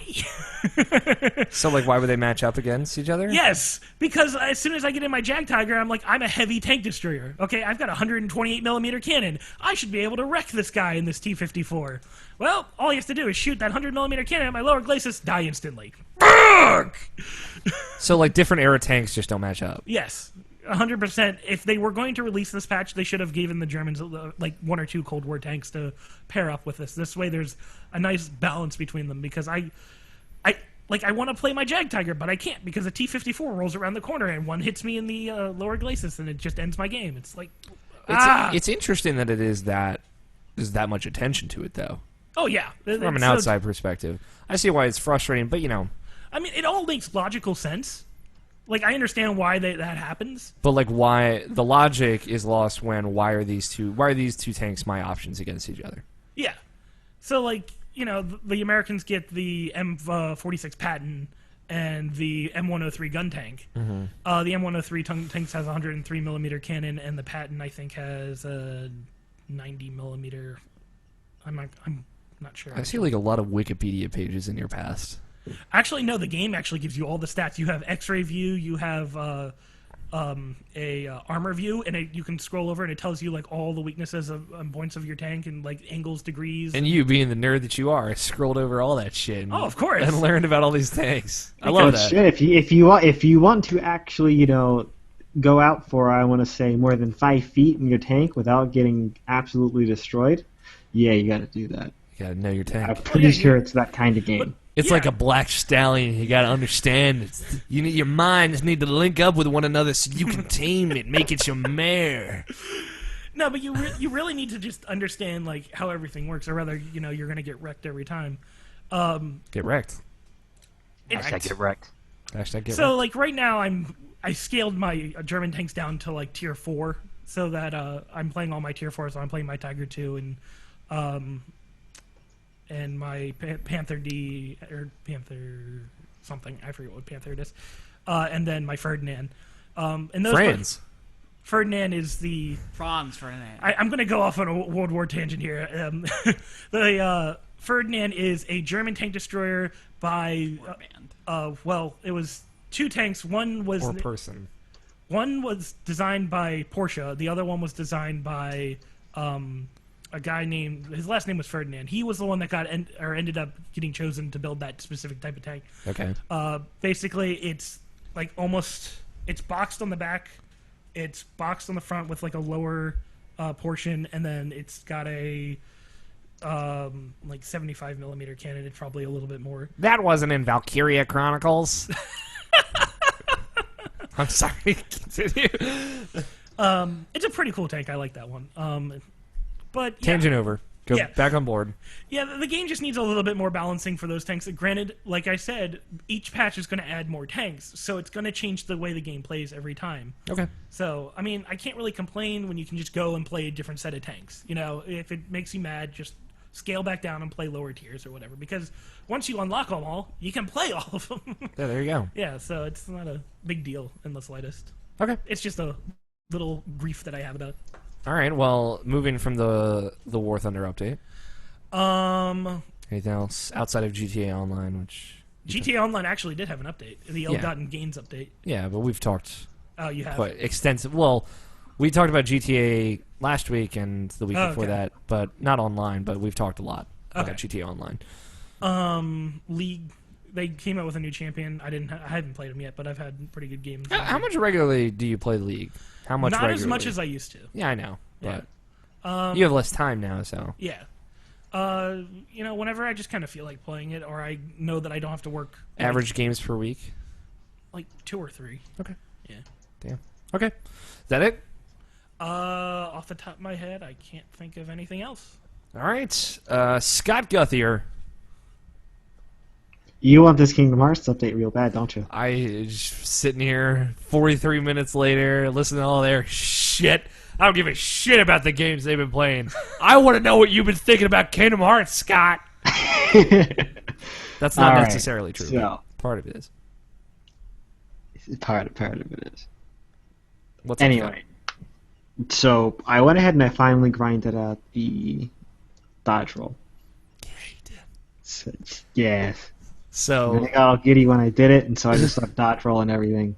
And then I got killed because I wasn't actually attacking anything. yeah, that'll do. So then I started playing again. Things are going well, though, I assume. Which I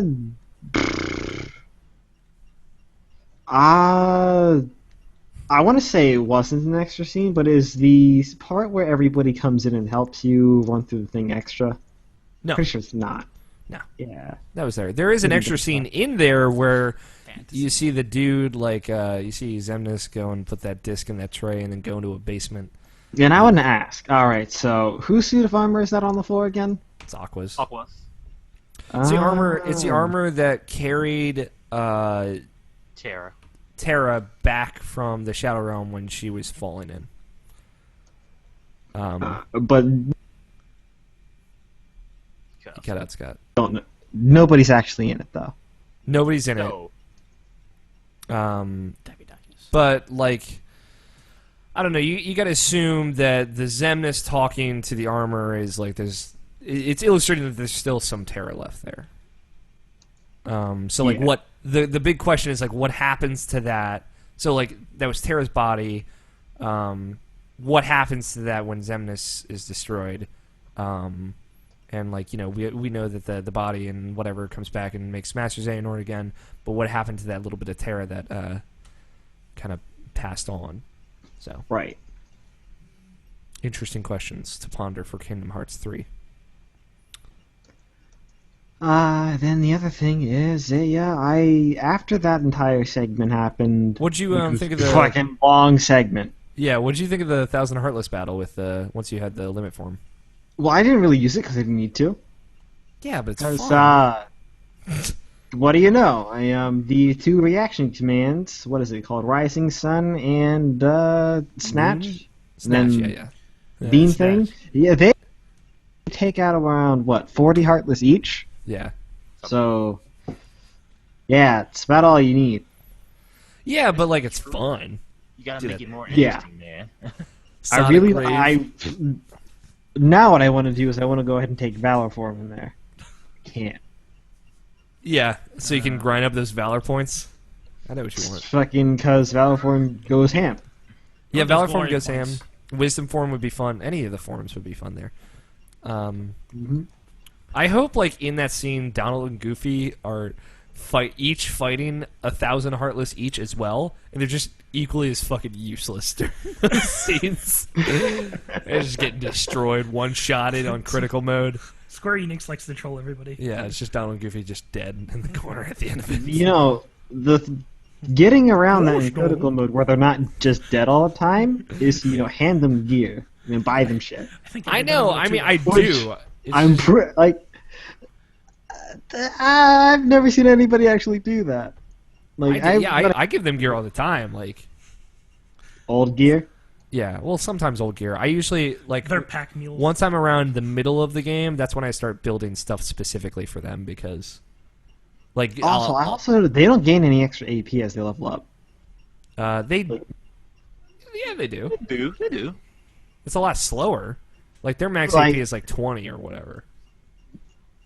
Right, because right now they're at 10. Did you start out at 8 or something?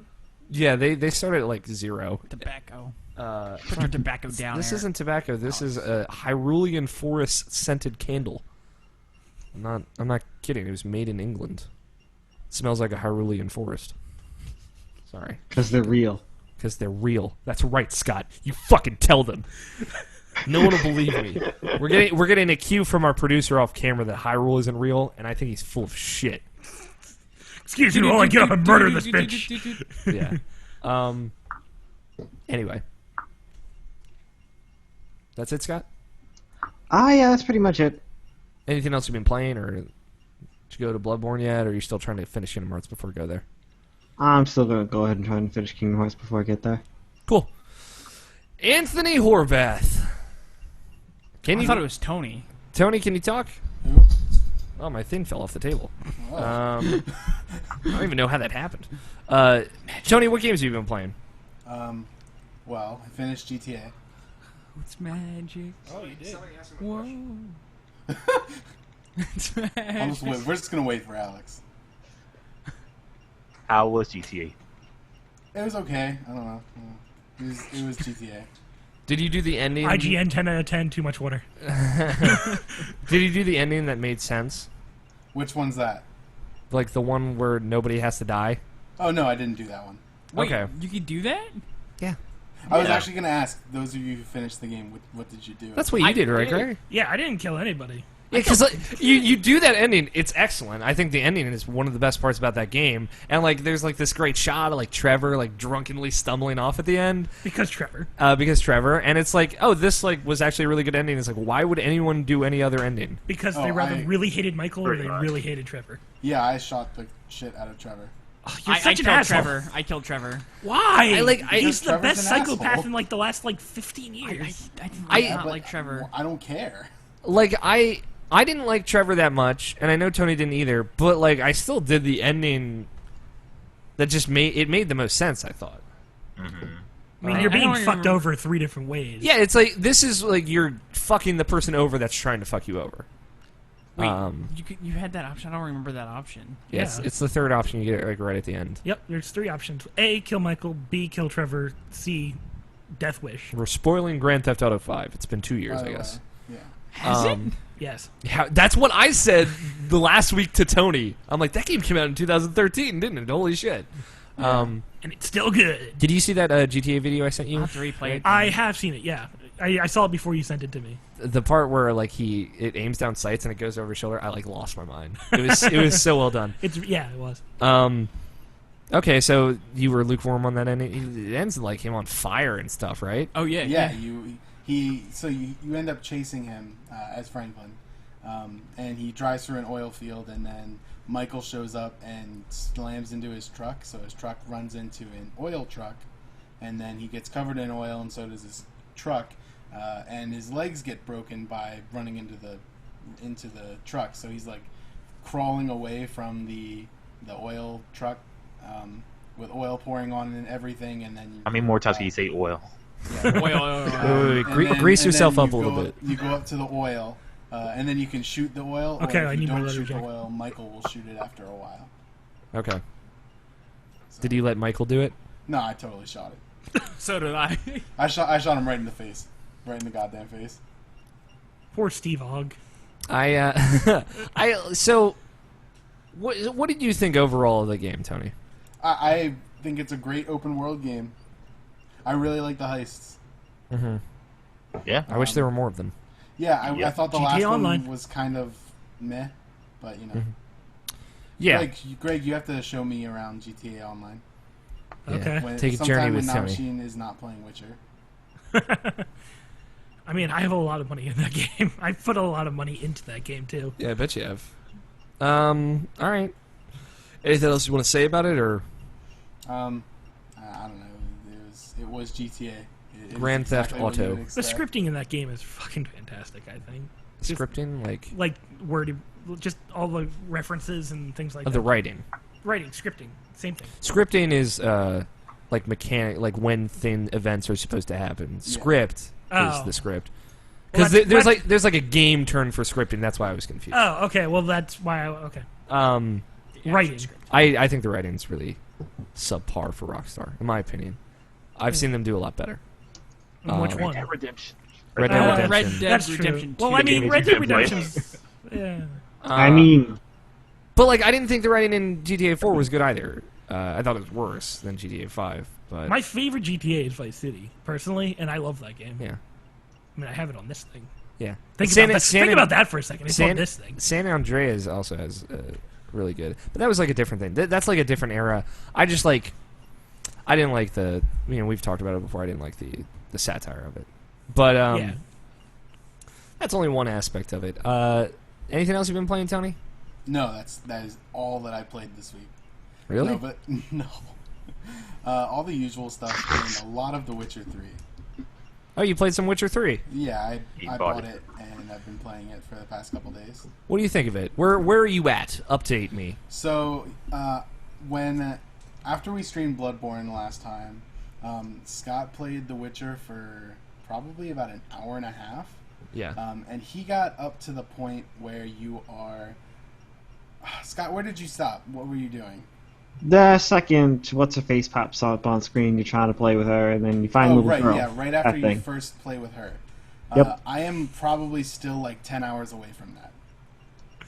How are you 10 hours away from that? I spent like 8 hours before you ever go and simulate your Witcher 2 save. Because there's so many side quests and stuff that you can do in that first place. I mean, there are a lot. I guess like I think I got through them all in like 4 hours. Yeah, but I had never played a Witcher game before, so I Sure. didn't know how most of everything worked. Like the first Yeah. one. For not that long. The first one is not comparable at all to the third Yeah. one. So I am now. Right now, I am right after you go. You go to that first town looking for a dude, and the entire town has been hit by the wild hunt. Mm-hmm. Yes. And so you have to like charm that guy to tell you what happened. I saved right after you have that conversation, and that's where Okay, cool. Yeah. What do you think of So, it? I am enjoying it so far. I kind of put it off until I finished GTA because I didn't want to be doing two Open world fatigue. open world style games at the same time that are so different. So, but it's been good so far. Good. I'm glad because I know you didn't like Witcher 1, wrote off Witcher 2 before trying it, Yep. and now you are the bigger, better, more badass version of The Witcher 2, which is The Witcher 3. Yeah. I was thinking about picking it up. Yeah, and there's like a part of that game that is Skyrim in a lot of ways. I mean, better, but yeah, what are you laughing at over there, Greg? No, just what you guys were saying. Oh, it's better than Skyrim. Yeah, well, I mean, have you played it, Greg? 100% better than So Skyrim. you don't know. No, I do not 100% know. better than Skyrim. Thanks. I wasn't being judgmental about it. Remember, I'm You pretentious dick. I'm talking to Evan, who's played Skyrim, Yeah. so that's his point of reference. Yeah, no, I got you. There's there's a part where there are jarls and there are islands and mountains and snow and wraiths. They're throughout the whole game. They're Okay. releasing The Witcher. What else? Anything else, Tony? No. Unless you want to say anything about The Witcher I more. made that sweet sword and silver sword set before even leaving white whatever the place is called. White Orchard. Orchard. Whiterun? Or Orchard. Whiterun? Right. Orchard. Yes, a Whiterun. Whiterun. Yeah, I did too. It's a fucking dope set. Yeah, they're very expensive. Yeah. I have the superior cat Witcher sword, silver and steel swords right now, so I gotta make the Ursine ones. Okay. That's it? Yeah. That's it? I mean, everything else is the same as before. So. Okay. Yeah. Nabishin? All I've been playing is The Witcher, so that's just me. Alright, Nabishin. We both Nabishin- finished The Witcher. Mm-hmm. Let's talk about it. In a non-spoiler fashion, obviously. Don't worry, we're not going to ruin anything. Everyone dies. Everyone dies. It's weird. I Everyone, wouldn't be surprised. It was just a dream. everyone gets turned into chickens. I like you jump right to that fucking trite ending right there. So Guys, you I found your cat. where Check out the stream. he's There's playing. a blob named Gus. Oh, there's a guy named Gus. I'm gonna and try and Tony. meet Gus. If you're watching the video version, I'm sorry. As per usual. So Nabish and I beat it like within an hour of each other. I ate Gus, Which was weird. just so you know. Good for you, Tony. But also convenient. I was going to try and finish it this week. I guess you were right there with me, Nabishin. So, Yeah. Batman's coming up, and Metal Gear's been hyping me up to want to play those games again, so. good. Okay. You said... What, Greg? No, nothing. It was just a game that I forgot to mention. That's fine. Okay. You said you posted on Facebook. You posted that trophy you get for finishing it. You said this is one of your new favorite games of all time. Yeah. Talk about it. What sold? Like, what got it to that echelon for you? It's a lot of Big things. words too. It's a lot of things. Like, but like I'm just trying to think of like where to start because like there's a lot of things about this game that just like really just impresses me and like this it just made me, it was just one of those games that I just couldn't stop playing. It was just that good of a thing.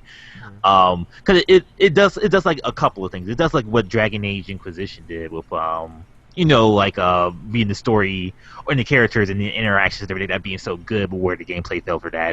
That's why I fell off of Dragon Age. But but it does like a little bit more with Mass Effect with the character interactions, and like the way it plays is like, even though it's not the best, I would say for like a third-person action game, like I feel like it's still really comparable and really like switches up what you would normally do in games, or at least that's what I did when I'm playing like on the second highest difficulty, or second from highest difficulty. I just feel like when you're ganged up, and like usually you just like spam attack or whatever when you're playing like any other character action games or whatever, but like like this one I had to actually like think about what I'm doing. I had to like change my strategy up, like if there's a group of guys coming at me at once, I run away so like I could get like one of them one at a time, so I could like probably do like a ignite, like set them on fire, or do like my force push or whatever, knock them down and then just stab them like that. Just like changing up my strategy. It's just like just making me think outside the box when I play this game. Is like this was really just that got me as far as gameplay wise. Story wise, I just think it was just fantastic for me. Even being a person who doesn't really like understand it all that well, because I didn't play the first game, I didn't play the second game. There's just something about it that just like I was just in it. I was just so sucked into it, and like all the characters are so interesting. Everything felt like it mattered. And when I got to my ending, where it pretty much just summed up everything that mattered at that moment, because like there were just moments in that game where I was like, oh wow, I'm a really great person because I did that, because I felt that was the way I wanted to do, and at the end I felt like I got that what I deserved from that, and it was just the satisfaction from beginning to end just playing that game. It just hit for me, it clicked for me. It was fantastic from beginning to end. I could not put it down, and I'll probably play a little bit more and probably do another replay through just to see the other ending for my other lady love. But other than that, yeah, I love this game, just flat out. Yeah. So, Greg, you look like you wanted to say something. No, I didn't have anything to say. You were very interested in The Witcher. I'm just curious where that is now. I don't like. At first, I was, but now I don't really care all that much. I don't know if it's like a game for me or not. Mm-hmm. I mean, I'd rather wait for another Skyrim. I mean, also Fallout happened, so like all interest in anything kind of disappeared. It's like Fallout focus, Tunnel Train, all aboard Tunnel the hype Vision. train. I can see that, Greg, because like you could like being someone who doesn't play Skyrim, like who had never played Skyrim, I should say. I've seen it from a distance, but I haven't actually played it for myself, so I can't really say anything about it. But like from what Katie tells me, she's a big Skyrim fan. Like she says that like it echoes that a lot, because of like it feels like it never ends, and like everything is just more everything just feels so big, and you just could go anywhere and do what you want to do, type of thing. To a certain extent, because you are a character. Yeah. You're not an avatar. And then like I feel like the difference between this game and like a game like Skyrim is like it seems like like every character that you meet kind of matters a little bit more, just because of the interactions that you have with them. Like you could be a total dick to them if you want to be, but you actually have to say that, and your character actually has to say that. You as Geralt have to say that, but he has to say it in his type of way. So it was like you're controlling Geralt, it's his story, but you're influencing what way you want to see your Geralt to be, and I just find it a little bit more fascinating as personal. Yeah. So, like for me, and I agree with you, Nabishin. I like playing a character. Like I liked being Geralt of Rivia, and I enjoy being a custom character a lot more now than I used to. Like at the start of the show, That's right. we even had a discussion about You how can create a custom character in that game? No, I'm just saying in games where you can, like way back when, 4 years ago, near when this show started, we had a discussion about how I don't think custom characters are very enjoyable from my experiences. That's changed a lot with experiences like Mass Effect and with experiences like Dragon Age. And so I appreciate having a custom character and having those options.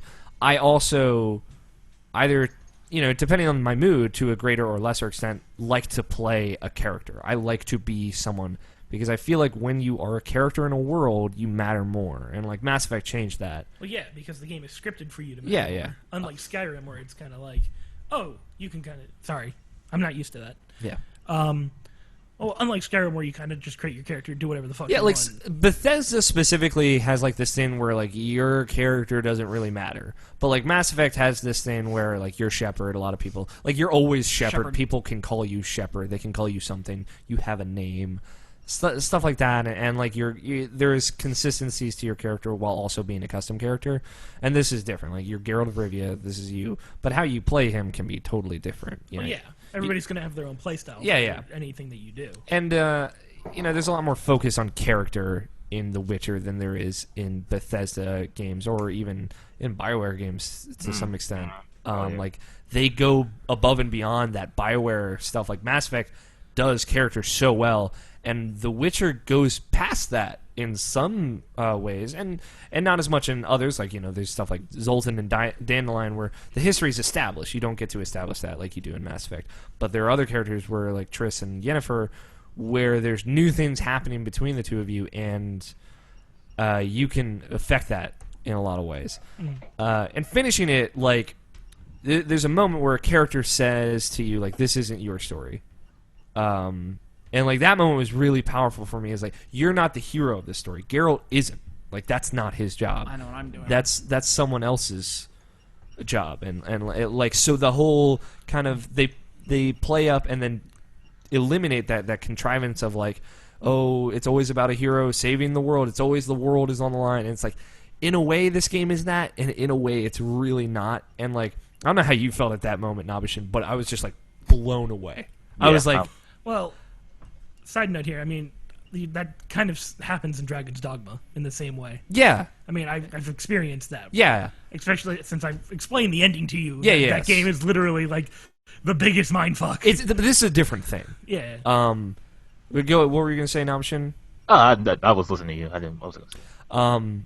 Like the relationship between those two characters in this game, and like, because you know now what I was talking about, Nabishin, where it's like, oh, this is Mass Effect 2. We're leading up to the finale. This is the climactic ending, but then it just keeps going, and it goes on for a long time, and you get to spend time with more characters and do different things with those characters and see relationships that you didn't think you were going to see, and it's really good. Like, it's really, really good. And the person that says that to Geralt, you spend a lot of time with them, and that relationship has become, like, you know...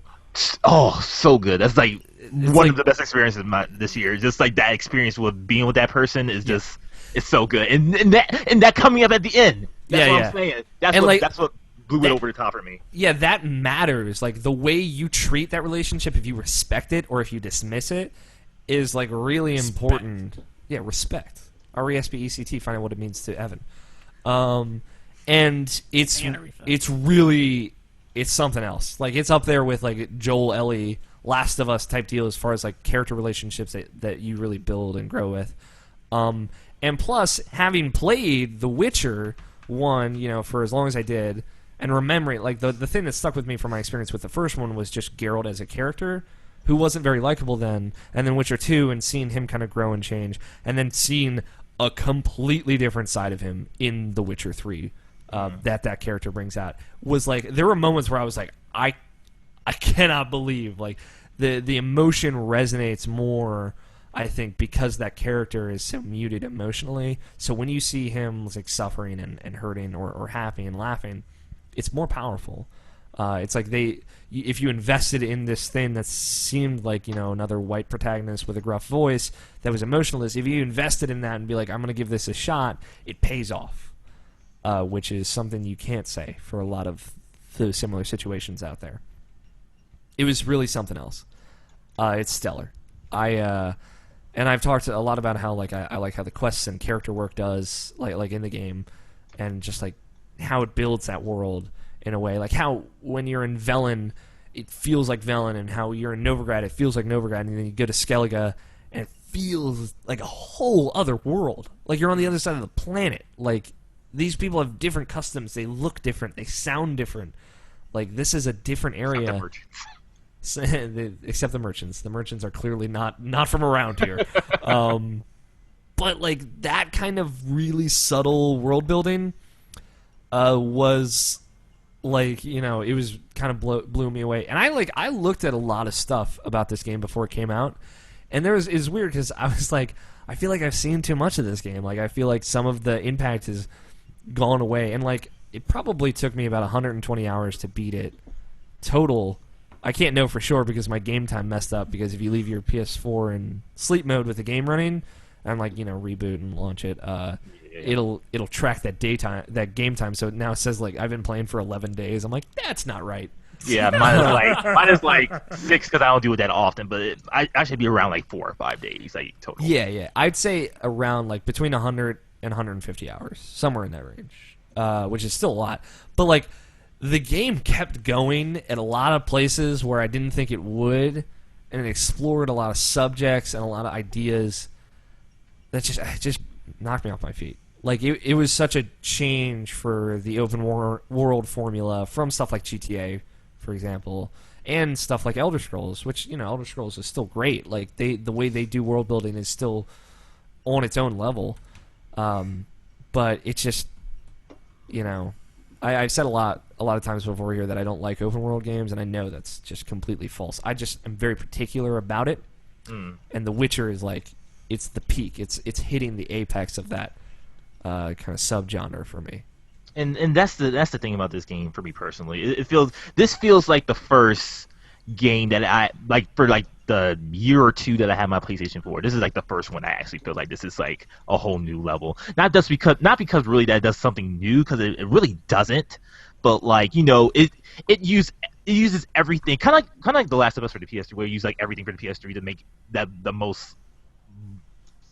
To bring the graphics and all the game components to that make that game feel alive. I feel like it did that for the PlayStation 4. I feel like everything as far as graphics and the way it looks and the way it sounds, like all of this is culminated to be like something that's like I just feel like is like the next generation of something you can get from a video game that you probably couldn't get last time, or at least not as good as far as this game. So, but yeah, this is definitely like one of the best games I've ever played personally. Yeah. And that's high praise coming from you. People should take note. It's really stellar. I'm very excited to see. I'm going to play this game for a while, I think. And, you know, I'm going to put it down for a little while now just because I've played a lot of it for the past few weeks. It's been my game, and, you know, Batman's coming out soon. I'll have more. I'll have the Batmans. I still need to finish that game. Damn it. She's at 7. I'll have a lot more to play soon. But like I'm really excited to see the future content, the expansions they're putting out for this, and oh yeah, I gotta buy that. I'm buying that eventually. And they're putting out free DLC every week as well. So, which is minor stuff sometimes. For Batman. No, for The Witcher. And sometimes that's a new quest. Sometimes it's just like a little visual update, but it's really good. What gear did you go with at the end? No, I'm curious. Did you go with any of the Witcher school stuff? I don't know what it's called. I didn't really get into that stuff. I'm kind of getting into it now. Like, there's so much stuff I didn't do in this game. Like, I never played Gwent like once in the entire game. Gwent. Don't get me started. You know, I beat the guy in the Emperor's place at the very beginning. That guy with the super ridiculous deck. I beat him with the default shit. I beat him. He has like at some point 4 10 cost dudes. It's yeah. ridiculous. It's not 10 cost, it's just 10 damage. 10 power, guys. 10 power. 10 oomph. 10 oomph. Yeah. But, you know, like, I played this pretty much like how I played Persona 4 Golden, and the first time I played, you know, I just used Izanagi for the entire game. I played it my own way, and I just happened to make it work, and that's pretty much how I did it for this game, too. I didn't really seek out the armors all that much. Like, I just pretty much, like, did, like, you know, just like, oh, this armor I wear, does that go green or red? Oh, it's green, okay, I'll put you on. So, that's pretty much what I did, and just, like, I just sold everything I had to get more money, stuff like that. You know. Yeah, I went like all in. You know, I found the master crafter, the master defense armor crafter, master weapon crafter, made master weapons, like upgraded them. Yeah, I'm doing that stuff now. Yeah, upgraded the cat school armor, which looks awesome. I'm gonna upgrade the Ursine school and find the Griffin school stuff. And yeah, just. I was putting oils on my blades, crafting. I made superior swallow potions, and yeah, I was having a good time with it. I'm gonna have to pick this up on my next day off. It's pretty good. I think Evan. You think Evan would like it? I think so. Yeah, I don't know. Maybe it's an open world game. You usually gravitate to those a bit better. Other games I've been playing, Bloodborne. Yeah. I played a little bit. Still need to beat that game. Yeah, I got the platinum, by the way, Greg. Hiss, boo. Rub it On the non-believer. Greg's like, Rub it in. fuck you. Rub it in. Don't worry, I platinumed the harder one. Yeah, I mean, Bloodborne's actually a pretty hard platinum. I bet it is. They're just the I'm being facetious. The chalice dungeon. You got to do something to make you feel better. I've actually been thinking about going back to Dark Souls 1. I want to, and maybe doing a Let's Play of it. Dark Souls 1. To platinum it? Maybe to platinum it, and to maybe do like a Let's Play of it. Okay, if you Let's Play it, you have to platinum it. That's the deal. Yeah, okay. Fair enough. It's pretty fucking hard. Yeah, I know. Because it's not just one playthrough. You've got to do all the weapons. Yeah, but I've done like a lot of it already. That's true. Is the thing, so. Oh yeah, no. You don't have to platinum from scratch. Yeah. You gonna get a new PS3 for it, so you can actually see what you're playing? Well, that was Dark Souls 2, and my brother has a PS3 Slim that I have access to now. So Okay. fuck, I'm out. That he never uses anymore. Just sell the other one. Yeah, but no one would buy it because it fucking destroys every game you put in it. You don't tell him that. It got backwards compatibility, though. Huh? Yes, I could probably sell it for a pretty penny. Bloodborne. What do you mean it destroys? You mean visually? Visually, the visual thing it does. I put so does it do that with absolutely every game? It did it for Persona 4 and Persona 3 Fast, so I think pretty much. It didn't do it for Persona 3. I remember you streaming that, and like it does it like with one little thing. No, I think that was Tails. I think what you're thinking is Tails. no, because you were in like a cavern or something like that, and like the lights were Game I need to flickering. finish. God damn it! Yeah. You guys keep bringing up games I need to Your finish. backlog, man. I don't remember. know. I I'm remember literally seeing like you on one stream. level away from beating that game. I don't know, Nabishan. I don't remember. Anyway, I played it because Damien came over. Damien, so continuing the Damien Brown Chronicles of Bloodborne. He continues to play Bloodborne. Has he destroyed his disc yet? No, he's really good at that game. Like he got into it. I'm so proud of him. I'm like a proud dad, just like cheering at a soccer game. I'm like, kill him! Like the really angry dad that's like gets way too into it. So he's where is he? He's working on Rom, the vacuous spider. I'm on that fucking thing. God damn it! He got stuck on in Canehurst, so he couldn't beat the boss there. So he said, "I'm going to go back to that when I'm a little stronger." And so he's done that, and he's done everything else. I hate that fucking spider so much. Yeah, I can't beat it. It's It's a rough fight. fucking annoying as shit. I can come up with you. That's right. We can make that happen. Except I need more intelligence or whatever the fuck that's. Insight? Shit, I'm gonna have to fight all of Intelligence, you. insight, whatever. I need both. I can show you where to get some insight. I know a guy. Thank you, Intelligence Machine. and insight. Yeah.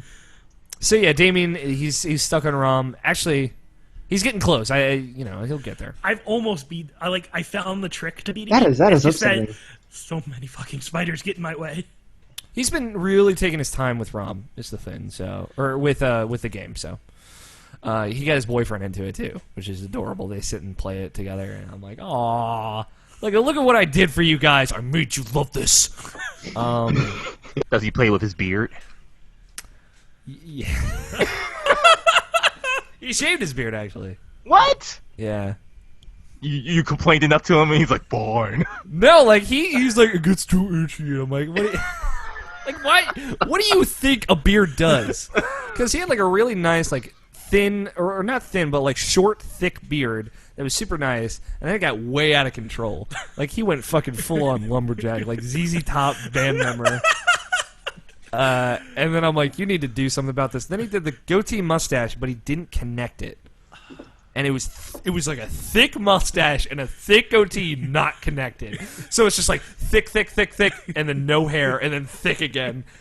And you know how I feel about that. So it looked like a nightmare. Half Manchu. Yeah, and he was man, bear, and pig all up on me. And now he shaved it all.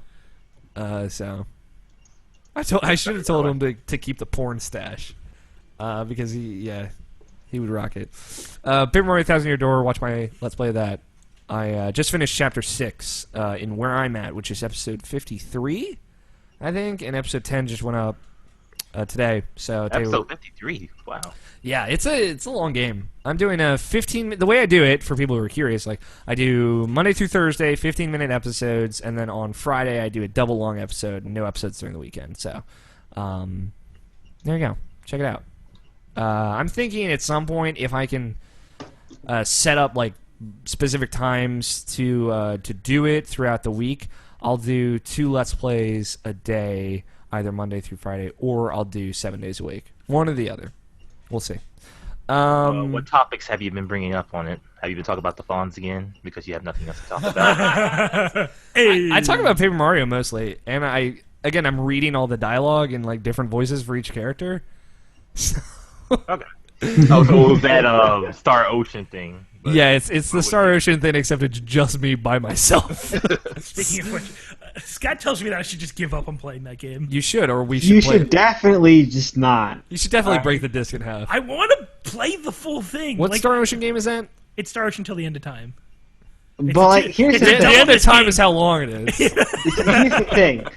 It might have been good for its time, but it's so dated. But that now it we're at the doesn't end of matter time, anymore. no longer good. But Scott, I really want to play it. Like, it's a game that I've had for years, and I've only played like maybe 50 hours of it. There's a total. good reason you only Only. played that much. That's still a lot. Well, I was also really young, and then I didn't play it for like the longest time, and then like every extra life I've tried to play it again. That's how I was with Tales of the Abyss, and then I went and beat it because I ain't no bitch. Damn. Wow. Fucking throwing shade, all right. Well, was Tales of the Abyss any good? Yeah, it's really good.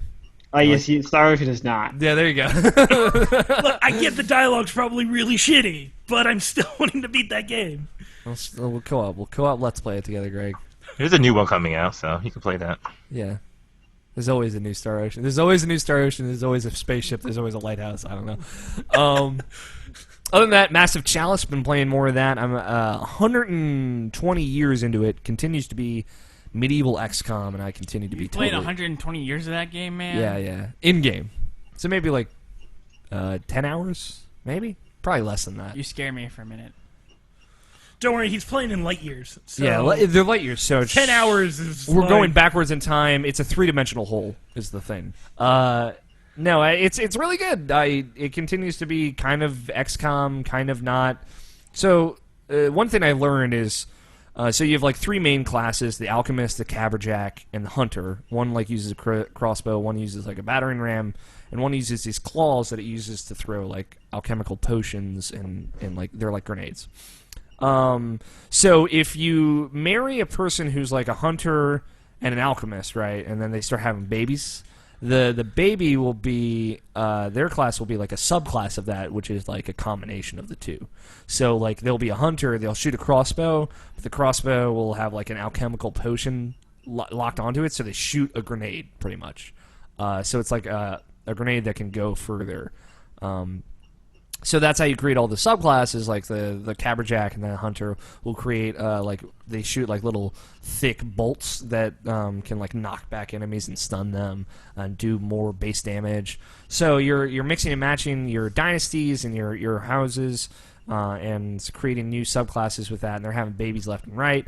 And then when they turn 15, they become heroes that you can use, and then you can marry them off to other and create subclasses. And there are 9 classes total, I believe.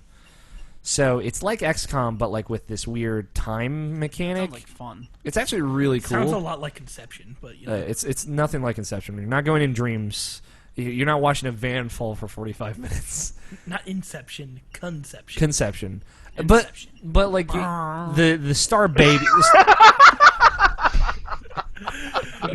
The walrus strikes again. Whoa, that's his walrus noise. It sounds like a light bulb. The star babbies that you make aren't having more star babbies that are like sub babby classes. Sub babbies. Sub babbies. So it's like that, but like with Conception, they just get better and better, and they'll level up, and then you can just create different ones when the relationship with the mother is changed. With this, it's like, you know, like my original set of heroes. It's not like XCOM where you're like, oh, my first 4 heroes, like they're all colonels, they're all super OP because I've had them since the beginning of the game and I made sure they didn't die. Those guys are definitely dead because 140 years have passed or whatever.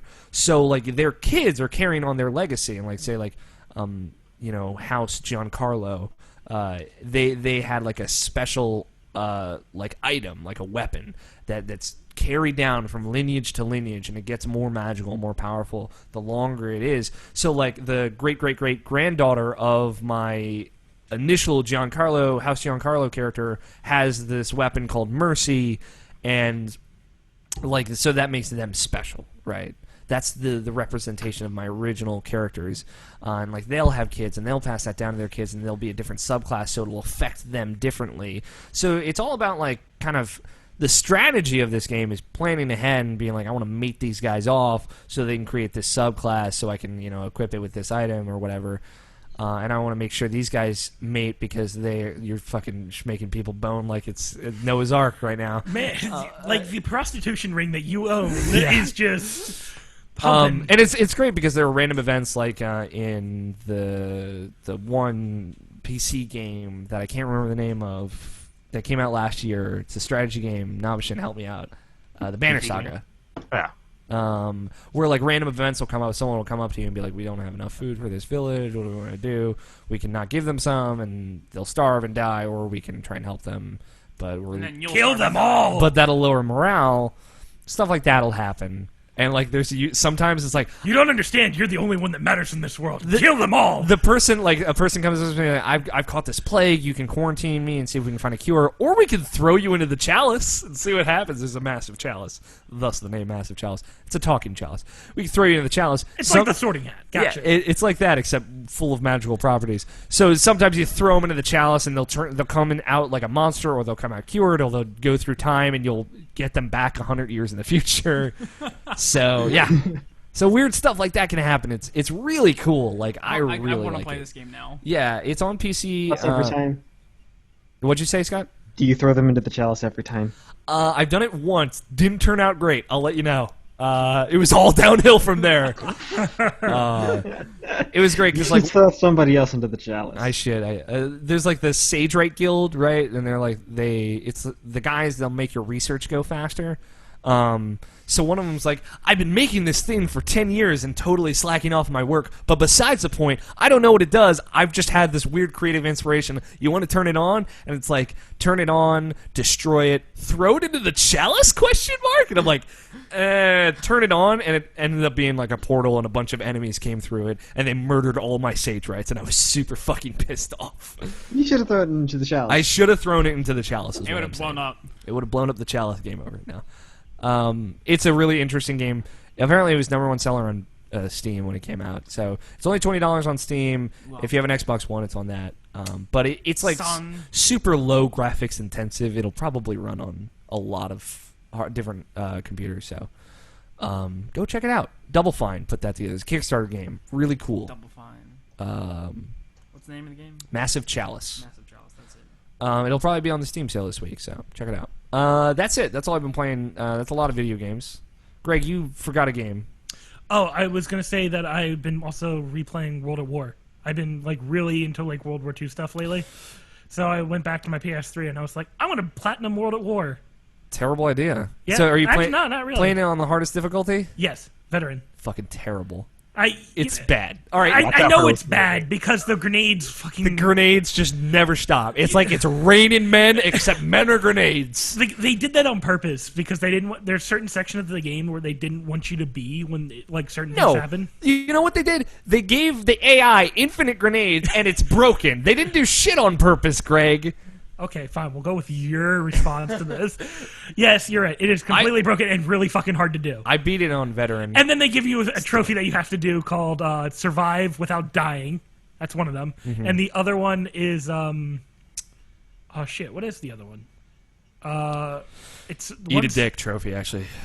Yeah. It's a technical. The sum of achievement. all zeros I haven't done, but it's just shoot down 45 zeros when you're in the plane.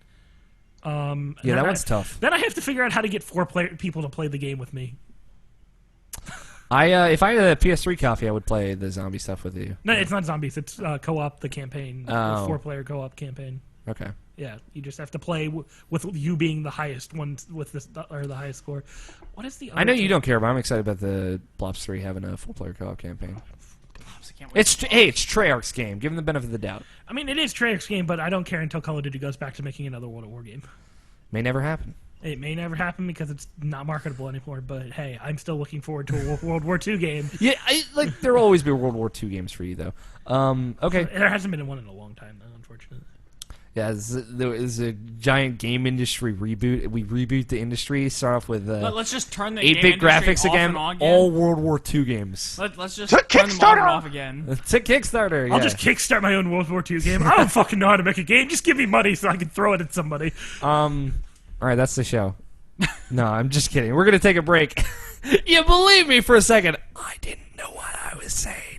We're actually gonna. Wait, I'm totally wasted off of that one drink. We're gonna take a music break. Remember our music break? You just take a screenshot of your fucking iPad. Oh, okay. There was a gross Desu Kawaii or whatever Anyway, we're gonna take a music break from our good friends, Danny and Tori, two-player co-op. They do the opening music of two-player co-op, the world or player two press start, and the world is saved. Our closing song. So they put out a couple months ago. They put out this thing called Beggars and Sailors. It's a big collaborative effort. It was written. The songs were written by Ryan Clements. That guy. Who used to be on Podcast Beyond, works for PlayStation Blog now. Cool guy. And it's narrated. There are interludes narrated by Mr. Troy Baker, who you might know from video games, all of them, actually. All the games. So the premise of the album is it's based off of a book that Mr. Clements wrote called The Maidens of the Sea Sky, or Maidens of Sea Sky. It's really, really cool. The book's cool. You should check it out. It's like a short original fiction novel. So it's about these two bards in a competition together. The album tells the story of them. One is male, one is female, and the female is trying to impress this male bard who is won this bard contest year in and year out. So she's like the upstart, up and coming, and she's really good. So we are going to play probably my favorite song from the album, which is "The Sword of Summerway Vale." And it's a long song. It's 6 minutes and 53 seconds, so it's going to be a long music break. But it's really good. It gives you kind of an idea of the tone of the album. So I'm going to play the interlude before this song and this song. So you'll hear a little bit of Troy Baker and then the song. If you'd like to buy the album, it's $10 on iTunes, and I'm buying it. It's pay what you want on Bandcamp. So you can get it for free if you wanted, but I would encourage you to throw them some money. It's really, really, really good, and it's such a cool collaborative effort. I want to see more stuff like this. So that's DannyWiesner.bandcamp.com, or just search Beggars and Sailors on iTunes. So we're going to go cut to that. It's Interlude 4, and then the song of Summerway Vale. Choo, choo, choo. Choo, choo, You, choo, you didn't say the right stuff. I didn't say. I was just going to cut right into it. What do you want?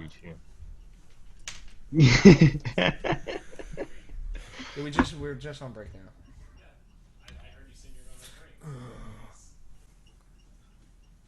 And we're on break, video I'm people. gonna Get a drink. I gotta get a drink too. If you need to get a drink, do it now. When we come back, we'll get going. I drank a beer in front of my mom for the first time. She say, "Oh, do you drink a lot of them?" I'm surprised she didn't say that, actually.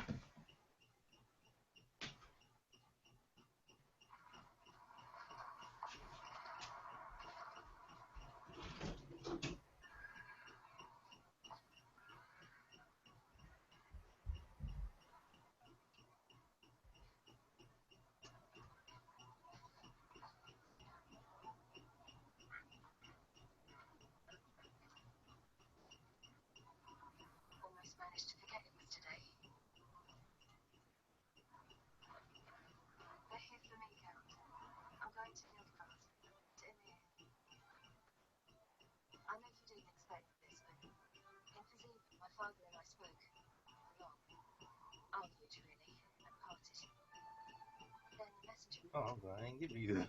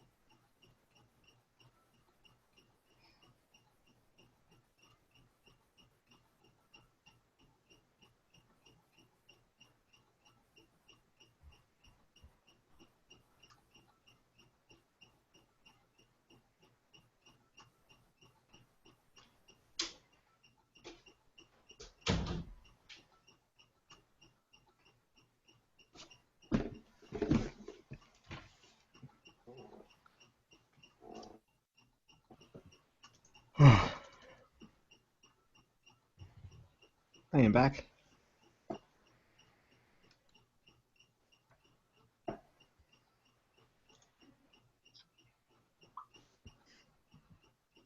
I guess nobody else is. Nah, hey look, I just came in time.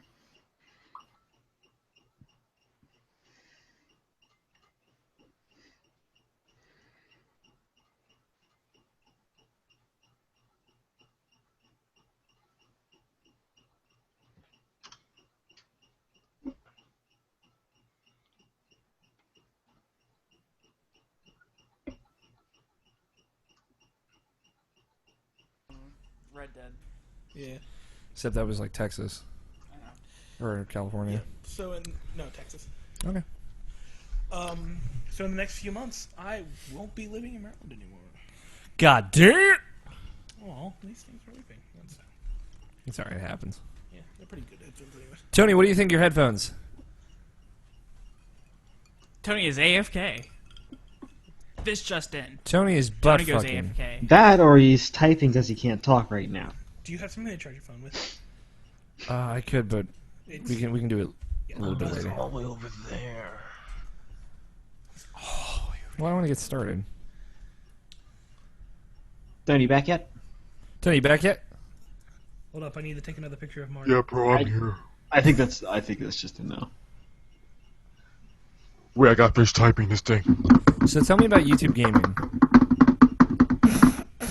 Obviously, you're too on What? point for your own good. As a kid, today the gaming world is much more diverse than the one I grew up with, and the community has created new formats to make gaming on YouTube. Spawn entirely new genres of videos, let's plays, walkthroughs, speedruns, cooking, and music videos. Now it's our turn to transmit. This summer we launched YouTube Gaming, brand new app and website to keep you connected to the game's players and culture that matter to you, the videos, live streams, and biggest communities of gamers in the web. Oh, the kids are back. Oh, the kids. Yeah, I didn't get a chance to say my niece and nephew came back. So I saw the picture on Facebook, so. Go say hi. I could. You could, I mean, Tony's not here, so. Don't be rude, Nobishin. Go say hi. I mean, it's not like they just got here. They've been here for like the last few days. I'll be back. Okay.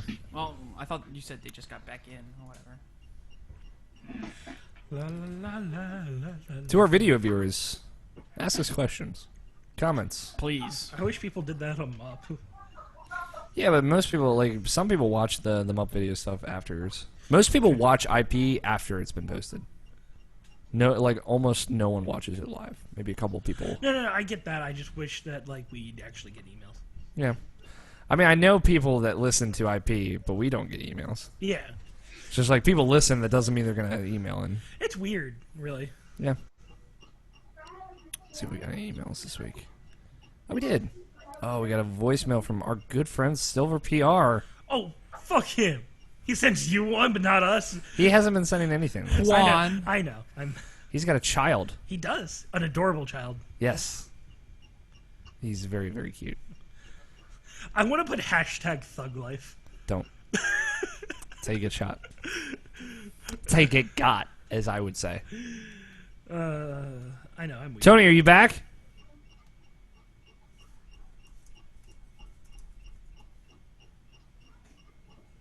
Gosh, you fucking spaz. That was a spaz thing that he just did. Tony, you back?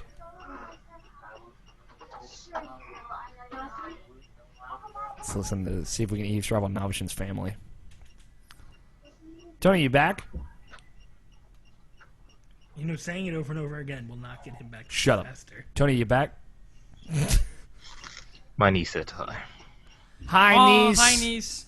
Yasminda. Yasminda, what's up, son? Yasminda. Yasminda says today. That's a nice little nursery rhyme. That's the one she made when she was 5 years old. She's creative. She's a lot fucking smarter than I was when I was 5. I was just like, I could have fucking told you that. Tony's not back yet, so we're gonna have to start because it is like 10:48. Yeah. Don't want to keep you guys up too late. Oh shit. Let me grab.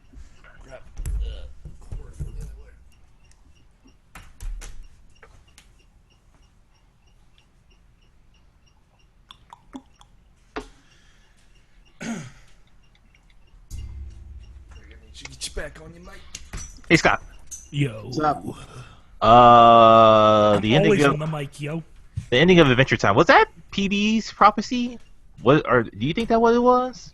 I'm just curious. Oh no, that was most definitely PB's prophecy because I'm pretty sure that in both times PB went ahead and said after everything I've done for you. And like that was, I'd have to go back and check, but I've heard that's what I got away from it. at the time. Sure.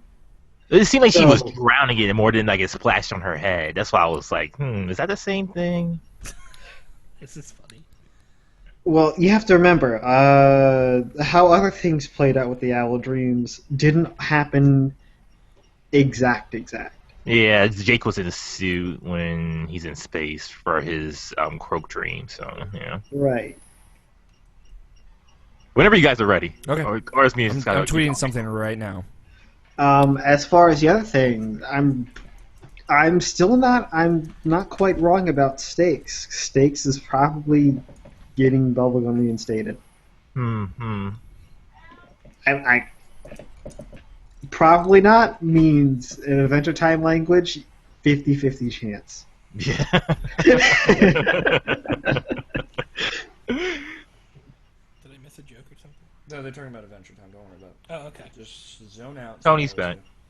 Tony, you back? So yeah, that finale was really good. No, I thought. Okay. Yeah, I thought it was good too. I made a sandwich. Not quite what I was expecting, but it was good. Tony made me one. You see, there was. Now I understand why they did what they did with all those episodes. Why everything had to happen so fast, because the finale was meant to cover everything. All right, we're going, guys. No. There we go. News in gaming. E3. Boom. That's the news, guys. Back to you, producer. He's still off camera, shaking his head at me. Please tell me you guys can see him. He looks like a werewolf. I think it's just that book you never finished. Werewolves London. Yeah, it's the book turned into a spirit. So E3 is happening right now. If you're listening to the audio version of this podcast, I'm gonna try and get this out early. What was that? What the Who fuck just was died? that? That was not me. It's probably Tony. I heard it, so it wasn't me. But thank you for throwing me into the bus. All right, wait. I'm getting. It's our producer talking.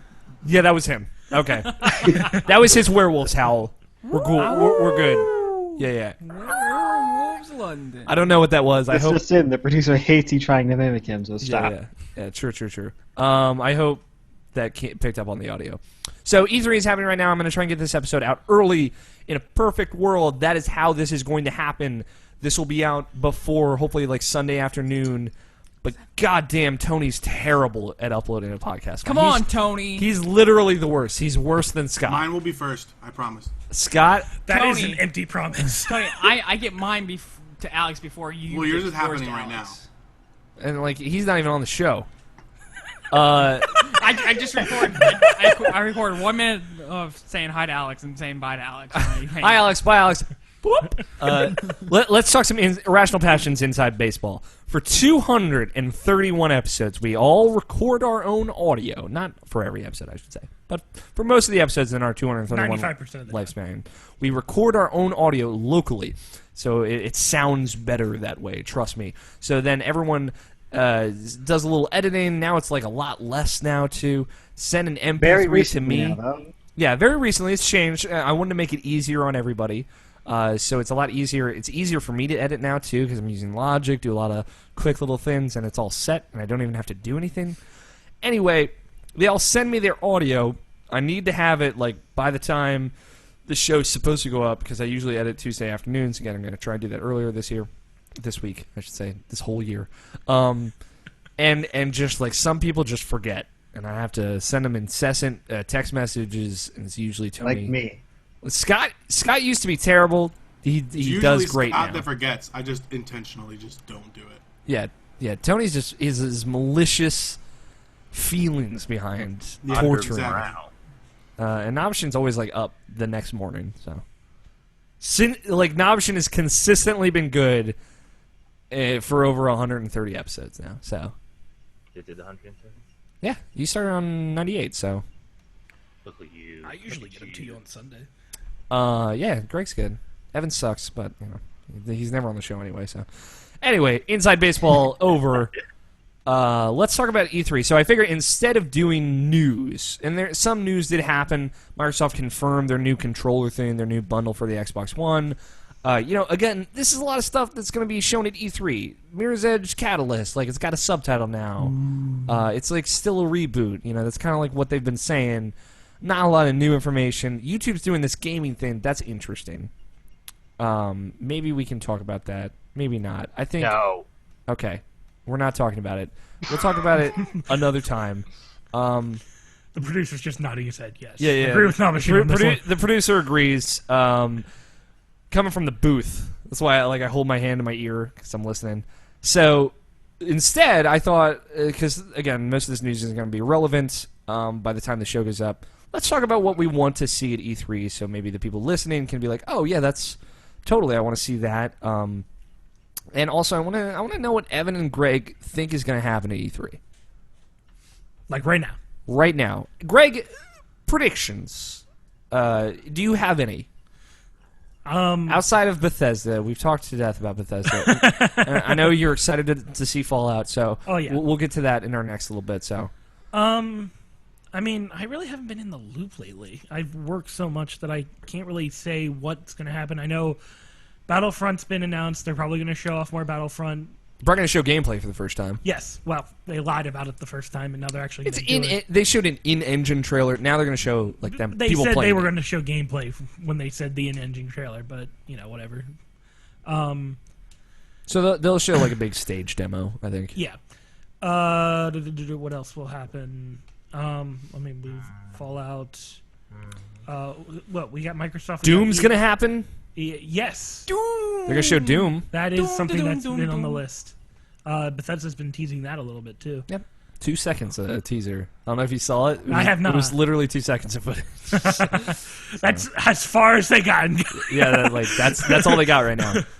Yeah, that game that was supposed to come out with the Wolfenstein stuff. Mm-hmm. Yeah. Well, the people who have Wolfenstein can still get the Doom beta. Really? Yeah. Ooh, I still have that. Yeah. Good. So in some capacity, you'll be able to play some kind of beta of Doom, but what that even means, At this point, I don't even know. At some point, they must have just scrapped the entire game. I don't know. Who actively wants to play Doom multiplayer? The Rock. Yeah, Dwayne The Rock Johnson. He's been given powers to knock a motherfucker out. It's true. He can hack into Doom with his hands because he was Doom, and he just punches people. Like he transforms himself into the game and just kills people with his fists. Weird. Sounds about right. Doom. Well, we're gonna have Microsoft. We're gonna have Ubisoft. We're gonna have EA. Square Enix has their own press conference this year as well. That's right. I did hear Bethesda's gonna have their own press conference, and Sony's gonna have theirs at 9:00. So we always do because they're classy shit. Yeah, because it's 6 p.m. Pacific time, but for us it's like over at 11. We're like tired as fuck. And then we have to wake up in the morning and watch Nintendo and Square Enix, but whatever. I almost said Squaresoft, so... You would have been technically correct. I mean, yeah. Or I could have said an Enix. Squaresoft Enix? No, like Square and Enix merged, and now Squaresoft and Yeah. Enix became Square Enix. Weird. What do you think's going to happen to Sony? Anything specific? That's where your eggs are in that basket, so... Well... Lately, what I've seen on like Facebook and just social media is that they say that their lineup for this year is going to be pretty weak. Mm-hmm. I've been hearing a lot of that with Uncharted being pushed next year. So. Yeah. First party, at least. Yeah. First party. Yeah. I'm hoping that they'll show off something that's going to surprise me. Mm-hmm. I don't know. New God of War. Yeah. Crash Bandicoot's coming back. Crash Bandicoot's that coming will back. lose everybody's shit. Cantonese. Mash Bandicoot.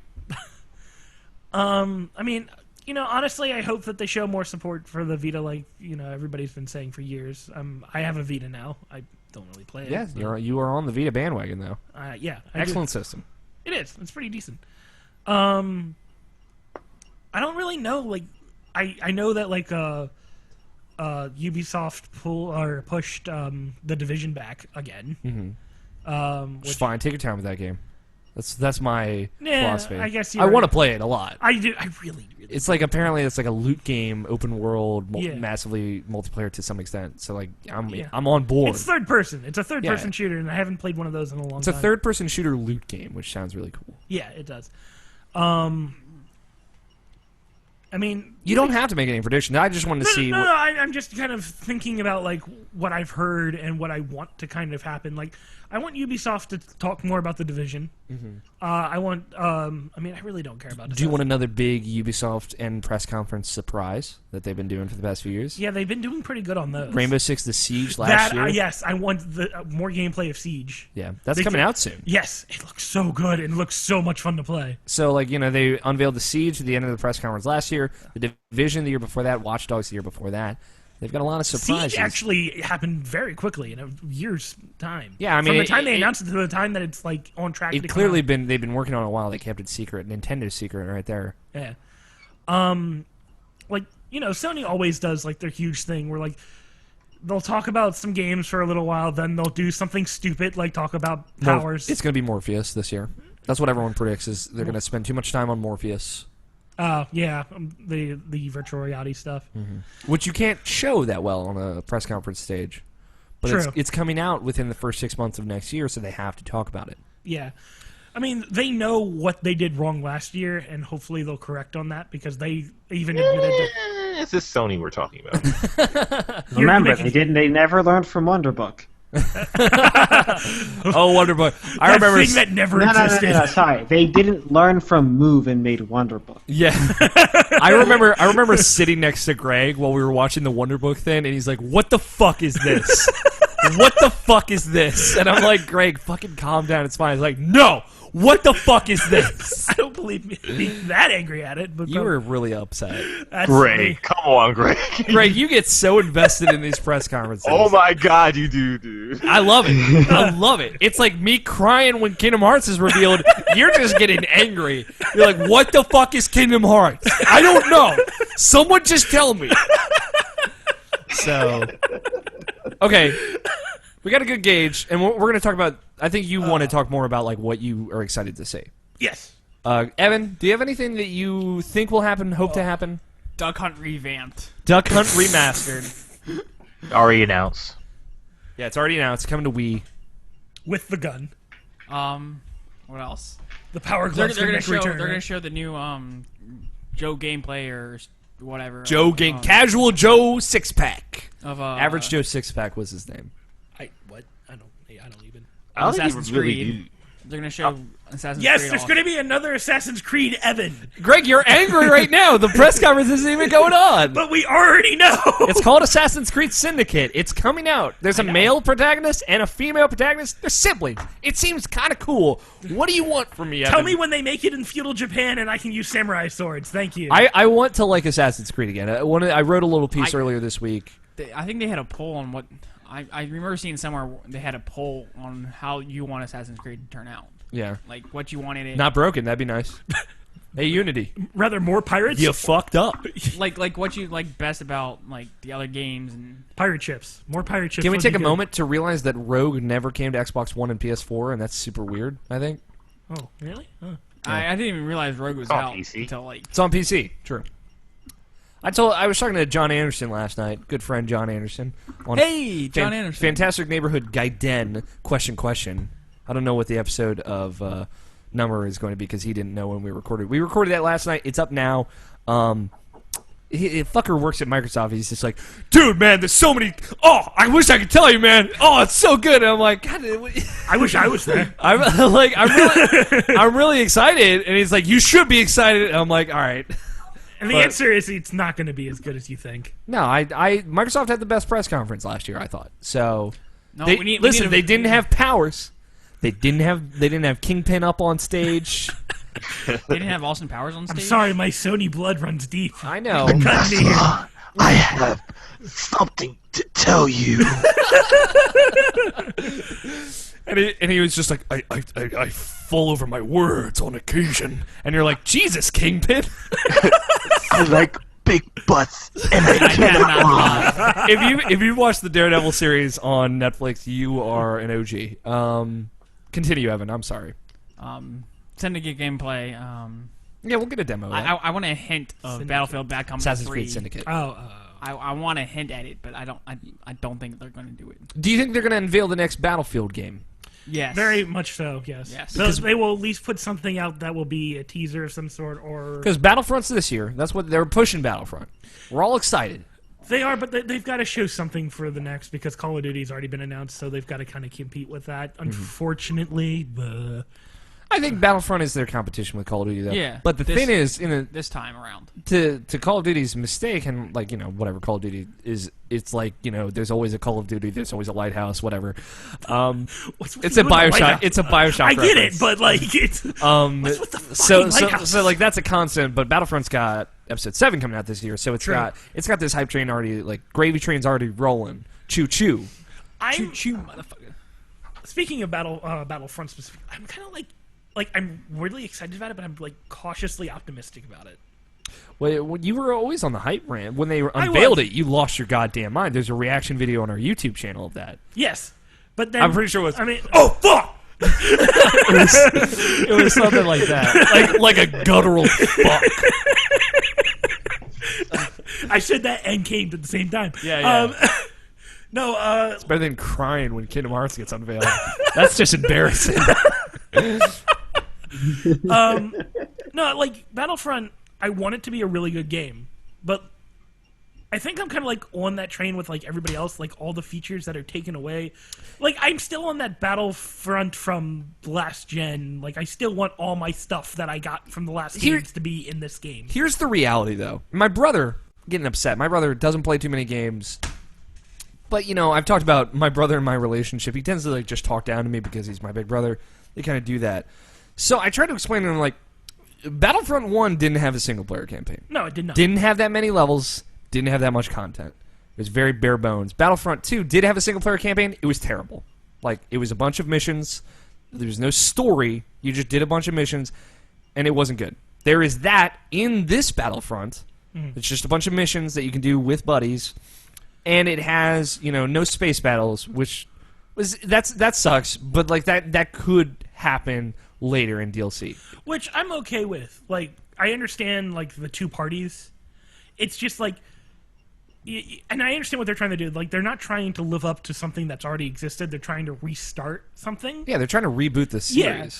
The problem is like that mindset that a lot of people have for like, I've already played 2 of these games. Why are you taking away stuff that I like so much? But like the thing is, it's been so long, and this is going to be different because it's a first-person shooter. It's not a third-person shooter. It's not going to be Battlefront 2 on PSP, which I have a lot of fond memories of. But this is going to be new and hopefully better. It's going to the thing is like Battlefront, the original one, didn't play that well, and I think this like the big part of this is it's going to play really well. Like it's that's the hope. It's got the DICE behind it. The shooting is going to feel good.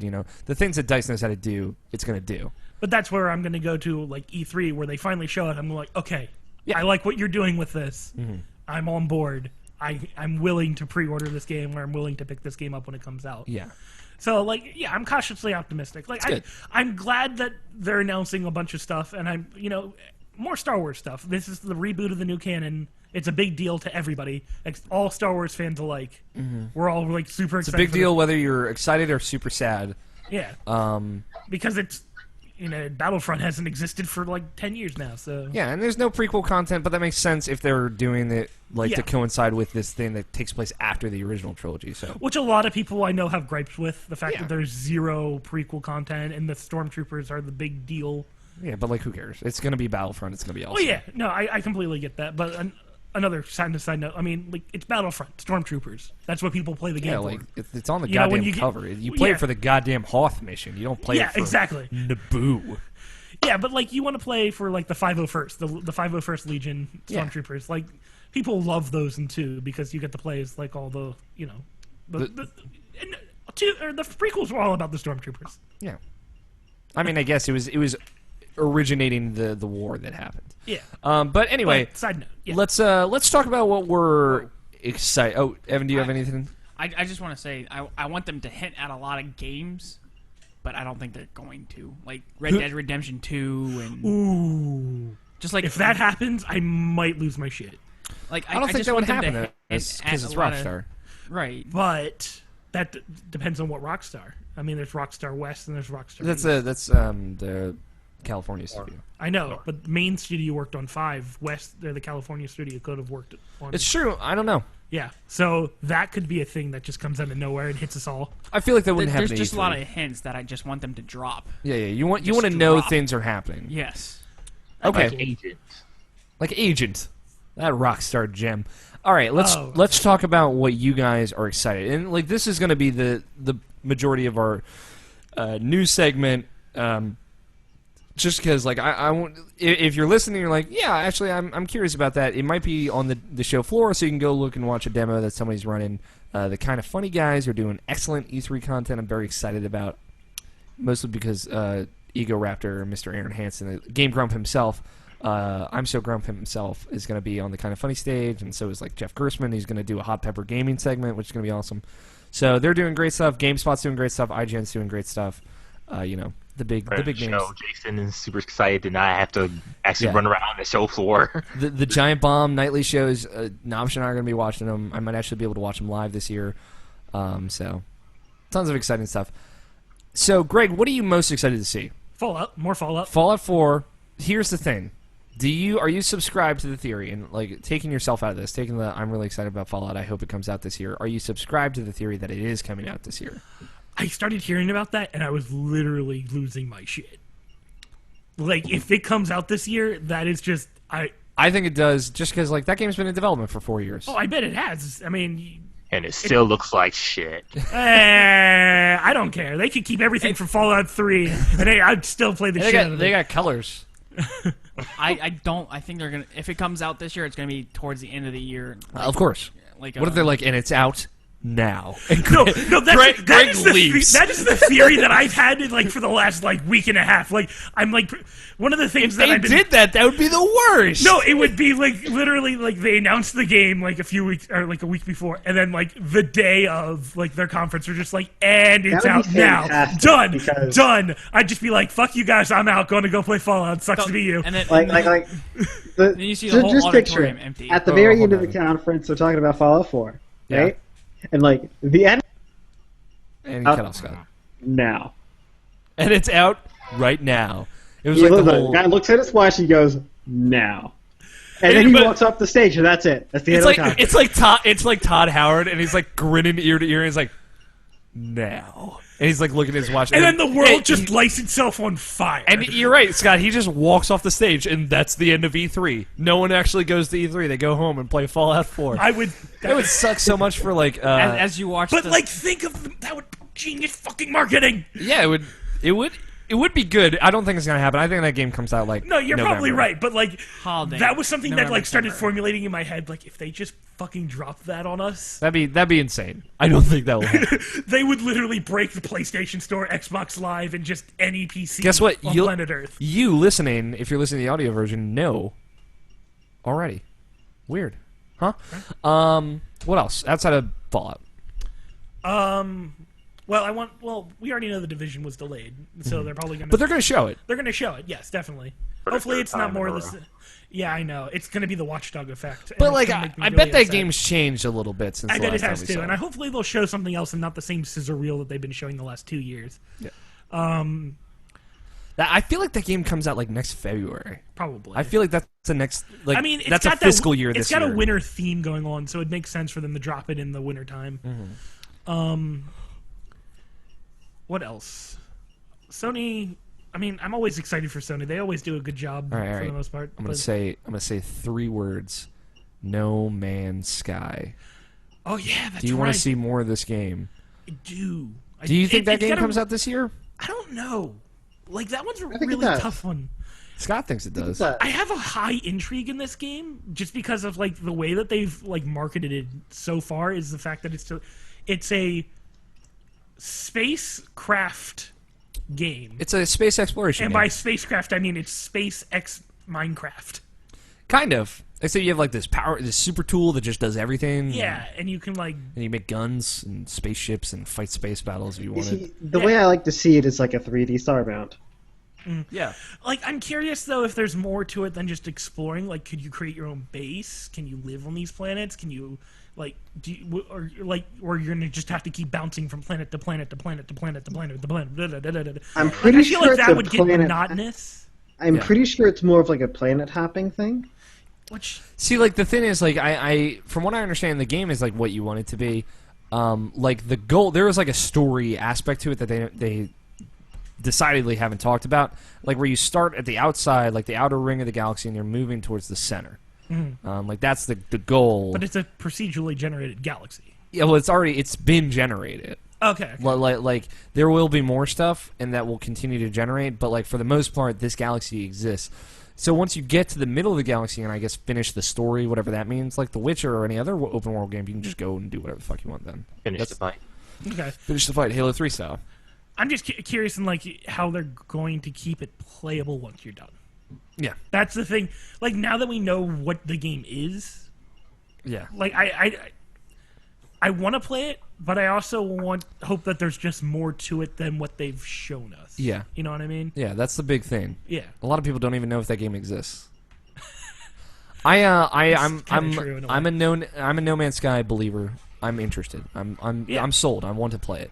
Yeah, it looks fantastic. I mean, the way that they've got everything visually stylized and like going from planet to see different things underwater, upgrading your stuff is pretty cool. It's just like, but if you're only by yourself, only doing these things, is it going to be like a journey experience? You know what I'm talking about? Where like you do these things and you, from beginning to end, you've enjoyed every little bit of it. Yeah.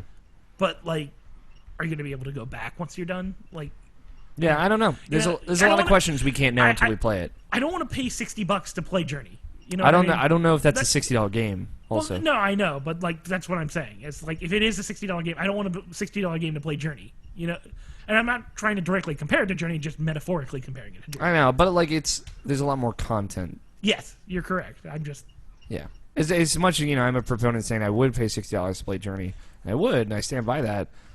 This seems like something different. I don't know. What else, Greg? Anything else you can think of? $1, 1 hour. Are you curious at Doom?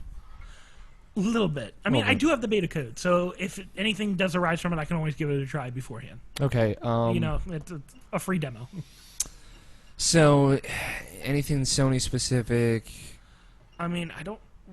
Yeah, they haven't. Everybody's such hush hush that Media Molecule game could be announced. Media Monaco. Makers of games such as Little Big Planet. Oh yeah, that's right. Weren't they working on something They're wo- last year? They are working on something. We don't know what it is yet. I thought they were working on something last year, though. Okay, They showed a tech demo that they put together, but that's right. we don't know for sure what it is that they're actually working on. That's true. I don't know. It will be interesting to see if Sony decides to go just full American or show off some more JRPG or more Japanese style stuff. They're going full American. It's E3, so I imagine they go full. I American mean, audience. Nabashin, you never know. I mean, I- yes, I'm- you're right 100% almost, but I would like to see some weird stuff be thrown in there. I'm just saying they're more of like what I think more what you're going to see is Sony more third party games and them saying we'll have the exclusive content for it because that's what seems like to be Sony's MO for Yeah. right now at least. But I do think they will show more. Not more, but I do think they will show some Japanese games here and there though. Okay. I hope so. Evan, what do you want to see? What are you excited about seeing? Assassin's Creed Syndicate, Assassin's Creed.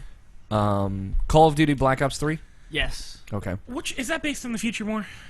I guess. I don't know. yes, no. yes, it is. Okay, I haven't actually cared about Call of Duty in so long. I've been Yeah, so but out of the it's loop. continuing the Black Ops story, so I'm for I mean- sure on board. I've been so out of the loop. It's like Yeah, what? a new Battlefield game. Yeah. Are you interested in Battlefront? I haven't really seen anything. I know it's Star Wars. Yeah, well, they haven't shown any gameplay yet, so yeah, I know. they've just shown an in-engine.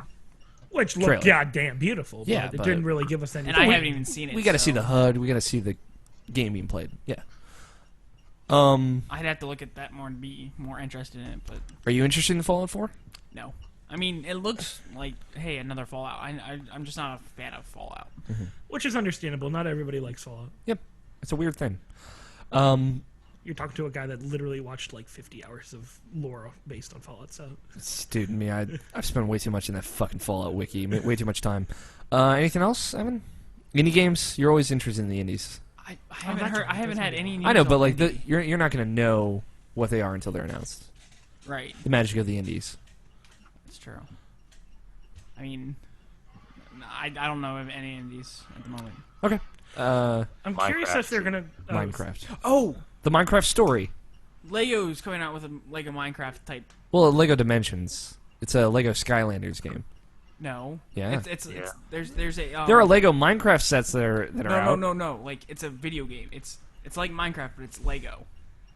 Made totally out of Legos. Yeah, Lego Dimensions. So Minecraft. So I don't know if Minecraft. it's called Lego Dimensions. Well, that's the next Lego game coming out. Jurassic World. Lego Jurassic World. I came just out. saw something on Facebook or That something came out about today. Yep. I need It to looks see that. freaking sweet. I did too. That fucking thing on You Called It would have Greg Live. expected. Colonel Sanders. It was so good. It's funny because you would have Colonel expected Sanders. Lego to make a game like Minecraft first. Yeah, they didn't. They didn't. As for me, there are a few things I wanna posit out there. Dishonored 2. I want that to get announced. I never played the first. It's good. I like it. It's not amazing. It's good. There are games that like show up on my I'm radar saying. and then like they come out and then I immediately just kind of disregard them. I don't know why. You're weird, Greg. Let's all just air it out on the table. I know. I'm weird too. I try to be. Yeah, actively. It's an active. You're wearing a fucking a do-rag. Bandana. Eh. Close enough. Close enough. Dishonored 2, I want that to get announced. I want to see, because like I, along with many others, thought that the DLC for Dishonored was better than the game proper because of the way it changed the mechanics. That's So kind of sad, but okay. no, they couldn't have had the mechanics in the DLC if they hadn't experimented with it in the original game first. But they're different things. Just like they changed like the blink mechanic in a big way, and they made the game harder in a lot of ways. So they made it interesting with that DLC, and I think they can build on that a lot. And I don't think that's sad, Greg. I think that's just showing that they're evolving. You make a good point there. Evolve. Evolve. Oh yeah, that game. I want that to we- see more Evolve DLC. That made me laugh. I feel like that game. I really want to play that game. I can't play it alone though. I don't want to play it I alone. know. Jared just tweeted you like a few days ago. I know, and I tweeted back and I said, "Yeah, we should do that." I mean, you can invite me too. I haven't touched that game since you guys stopped playing. I'll get. The four of us will get together. It's more like that game you That'll really never do have to happen. play with friends or others. It's just kind of boring. I think it's fine I mean, without other people, but it is better with friends. I feel like that game could have been a lot better, but it ended up just being really mediocre. I thought it was excellent. I don't know. I gave it a 9.0. I thought it was very good. But I do like playing with friends better than I like playing by myself, that's for sure. So Dishonored 2, I don't give a shit about Doom. I don't think I've ever lived in a world where I cared about Doom. I just want to put that out there. I don't like. I'm looking at a list here that I put in the doc. If people are curious, some indie games out there: Chasm, Below, Cuphead. Below. Yeah. Below- Inside. It's being made by Capybara. Inside, also, although they said they were not going to show much Inside, that's not coming out this year. I know I've heard that name. I just Below is a common name. I want, and this is kind of a prediction, I want Summer of Arcade to come back to Xbox One, and I want Below and Cuphead to be the headliners for it for this year. I want 5 indie titles. Buy all of them, you get like $15 back. And I want that to happen on Xbox One this year. It's been stupid that they haven't done that Yeah. at all. I can't believe they just dropped it. It was so it seemed so successful on Yeah. 360. And I know it tapered off at the end, but this is the year to bring it back with Sony doing that Spring Fever thing, and like it's working, sales are working. You've got games with gold now, you've got deals with gold now. Do the thing that Sony did with Spring Fever. Just make it 15% off if you're a gold member for 5 weeks, 5 indie games, and have like Below be the big one or something because that's a Cappy game. That's huge. And then everybody said, "Oh, you're copying off of Sony," but I'm like, no, Microsoft did it first, Yeah, bitch. Microsoft did this. They own this, and they need to bring downloadable games back to Xbox One, and I think they can. They've got like Below's Xbox One PC exclusive. It's not coming to PS4, and that comes out this summer. So And I understand them wanting to be like, hey, like these are all just games. They'll separate them, but I don't really want to say you kind of do, but you kind of do if Yeah. you want to like get them more forward. Because if you don't do that, everything just gets cluttered. You don't know what's anything is good or what anything is bad. yeah, it's just like the Season of Meat or whatever thing that fucking bolstered Super Meat Boy up on Xbox Live, and Summer of Arcade games like Bastion got a huge boost from that. and Braid did as well, and Shadow Complex. Like, it works. It makes games bigger. Just do it. Embrace it. And pick up some good indie games and show people that you have good games like Massive Chalice available for download only on your system if you want it on console. It's just do it. And I have a good feeling that that'll come back. If not, you're right, Navichin. It's stupid not to embrace those kinds of promotions. Again, Fallout 4 going to be a demo. I think it's going to be awesome. I think the Halo 5 Guardians is going to have a beta that comes out like as soon as the Microsoft press conference is over. I think that's going to be there. And you can do this right now for gold members. Okay. And I don't know. Think of other things. I don't know what to expect from Sony. In my wildest dreams, I think they're always a mystery. Rare announces a Banjo-Kazooie reboot for Xbox One. That would be amazing. I would lose my fucking mind. You want to see you with Battlefront? That's me just going, what the fuck? And guttural, losing my mind. So you get 2 Banjo-Kazooie type games in 1 year, probably. Yeah. That's what I want. I want to see more of The Division. I want to see more. I want to play an Assassin's Creed game again. Show me fucking Mass Effect. Come on. You showed me concept art last year. Get your shit together, EA. For everything. For everything. Yeah. for Battlefront, for Mass Effect. You have video games. I know EA makes games. I'm going to let you know that. I'm pretty sure the second biggest video game publisher in the world makes video games. But they're not doing a very good job of it. But they're pretty good at destroying everything that everybody loves. But they're not telling me about them. Show me Mirror's Edge. Show me Mass Effect. Show me Battlefront. You have these games. They're probably coming out within the next year, hopefully. So show them to me. As they delay everything. And announce a Mass Effect trilogy coming out this holiday for PS4, Xbox One. Side note, did you know that Too many cooks. Bungie opened up 2 new patents for something? What are they? I don't know.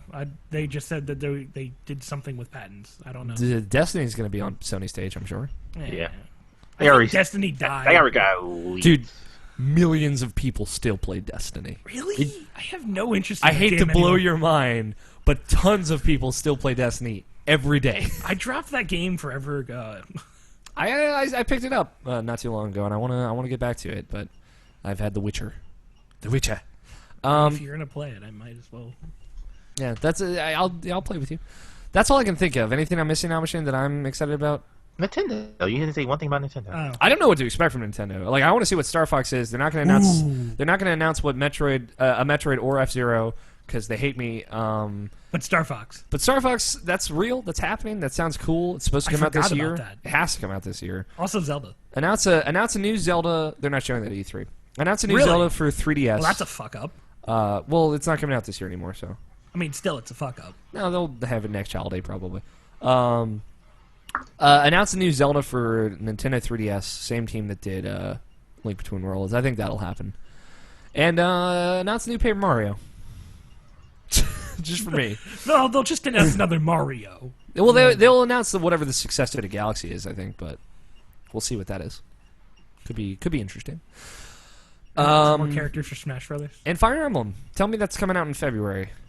Fire Emblem. Eve. Because that's when the last one came out, and that one was awesome. So February's a good month for that. I'll never not be funny. It won't. Now, Roshan, what are you most excited to see at E3? Oh, and Rise of the Tomb Raider. Oh yeah, definitely. Yeah, you took one of mine. Because I just got finished looking at re-looking at all the press conferences of last year. Watched the Giant Bomb one where they talked over the conferences again. Mm-hmm. Just to refresh what everything will happen. Microsoft was literally this games, which was what really made them stand out. Oh wait, it wasn't about sports? No sports. Oh no, not there at all. They spent like a few minutes on Connect because they announced Dance Central Spotlight and Fantasia, games that no one played because no one has to Connect anymore or uses it.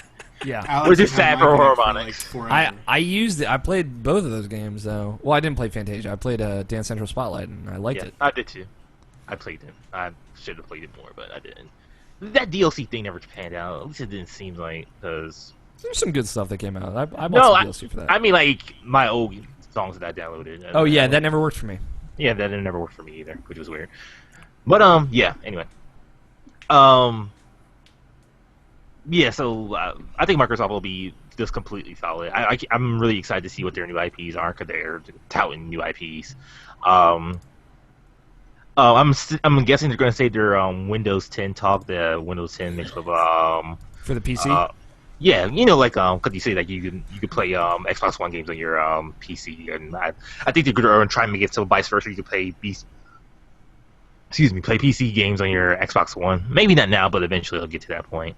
Or at least say like, hey, we're going to try to do this because that just seems like a really cool feature to try to do. So that'll probably be split between the Microsoft conference and the PC gaming conference, whenever that happens. And with Microsoft with Oculus, I think that's going to be what's really going to separate Microsoft conference from Sony conference, because Sony's conference has to talk about Morpheus because the whole because Oculus has already announced their release date and everything like that, so they kind of have to show Morpheus on their stage, so that's going to be the boring part. Microsoft is going to be just games, and then like they're going to say their Oculus Rift stuff for the PC gaming thing, so that'll make it seem like Microsoft conference is the best, which it probably will be anyway, regardless. But anyway, Nintendo, I don't really know what that's going to be either. I don't think anybody knows anymore what Yeah. they're trying to do. Yeah, like with Lucas coming out for Smash Brothers in like a week or two, or the day of E3 or something like that. They're doing a Smash Brothers Direct on Sunday, so they're probably going to get that out of the way. They're going to announce the new DLC characters and maps and stuff for that. So Yeah, I think they're probably going to announce like Mother 3 or whatever, so people can stop crying for that. that'd be crazy. Yeah. It is like no effort to do that, so but it just haven't done it. I think there's been a lot of rumors going on right now about the Wonderful 101 sequel, so that'd be interesting for me to play. I'd be happy for that. I just know Platinum is going to announce another new IP. I don't know for where, or not for Nintendo. It might be for anything, so like I don't know when that is, but I'll be excited to see that. Hell, it might even be Vanquish 2. Who knows? Anything else? I didn't really say anything about Sony. I hope they do what they did last year, where like because it was just a cute gesture, but if they do it again, it'll be awesome. Like where Adam Boyce was on stage and he said like, "Oh, we just took the letters from the community and like, oh, we're bringing you what you want and stuff like that." So And there's hopefully, like a poorly drawn Tim Schafer letter. yeah. So hopefully, That was amazing. That was great. so hopefully they do something like that again, where they show that they're listening to what the fans want. Hashtag building the list. Yeah, and yeah, because you know. Hashtag Sony Mysteries. Stop. Square. I can't really think of Square stuff. Like, They'll show Kingdom Hearts More 3. Final Fantasy. They said they're not talking about Greg's Final a Fantasy Square. 15 It's amazing. at E3. They're going to They're talk actually about going it to at stop TGS. talking about Final Fantasy because they don't know what the words final or fantasy means. I mean, Bravely Second, they're going to show something for Kingdom Hearts 3. Probably not much, but something. Get it? It's a joke. No, Final Fantasy 16? I don't really care about Final Fantasy whatsoever. No, it's too early for Final Fantasy 16. they just released the update to that demo for. I was just making a dumb joke. Yeah, we know. I still want to play that. Me too. It might be too late to even get that now. It- But I think they might announce that it's you can buy or whatever that at their press conference. So that'd be nice. Like I said, I want to hear more about Tomb Raider. Really excited for that. It actually looks like that's coming out this year. When I always got scared that it was going to get delayed, but it seems like that is actually coming out this year, so that's good. I can actually have something to play for from now. Just show Metal Gear again because they have to, I guess. Yep. Yeah, I can't really think of anything like that. Like if I were to guess, like for Deus like Ex, they'll show Deus Ex as well. yeah. Yeah, I can't really think of anything else impactful or something that I actually care about being announced. So I'm just hoping to be nice, good surprises for me to see. Yeah. Scott, anything that you're excited about specifically? Well, I like to go in dark for all my E3s. Yeah. Not sure if you know. I mean, I know that, yeah. So Like going dark I side. prefer not to think about it. Okay. Oh, that's right. Is Dark there- Souls 3 could be on the horizon. Oh, it is. It is. That's for It sure. is. The screenshots leaked. I mean, come on. Okay. Come on. I've been out of the loop, guys. Yeah, and I wonder. I mean, people think that'll be announced at Microsoft stage. I bet it will. So Why Microsoft? because Sony has Bloodborne, like That's true. From you make a good point. can get a little bit of Dark Souls love from Microsoft and a little Bloodborne love from Sony, and Dark Souls is always going to be platform agnostic. It's going to be on both, so like everybody wins with that.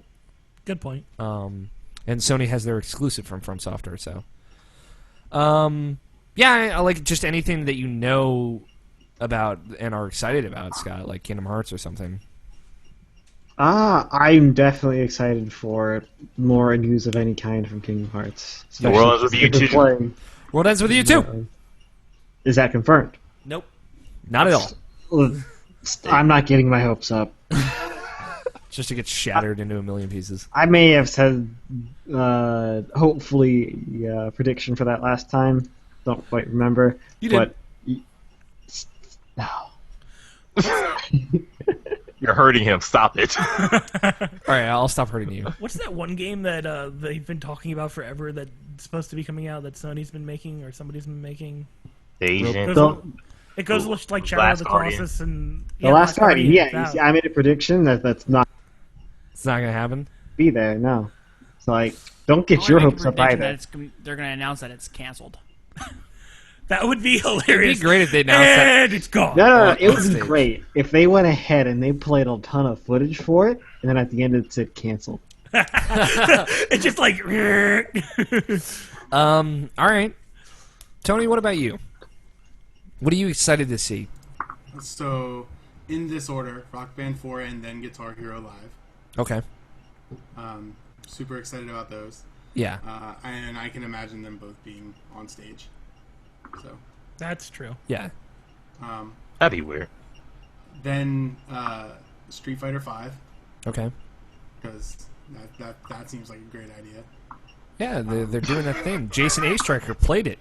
Yeah. I want to actually see some stuff about Fallout 4. Yeah. I want to know what the hell's going on with Mario Maker. And I think it would be super cool to see Persona 4 dancing all night on stage, but it won't happen. No. Oh, that is a thing. We might get a trailer for that though. Maybe. On stage.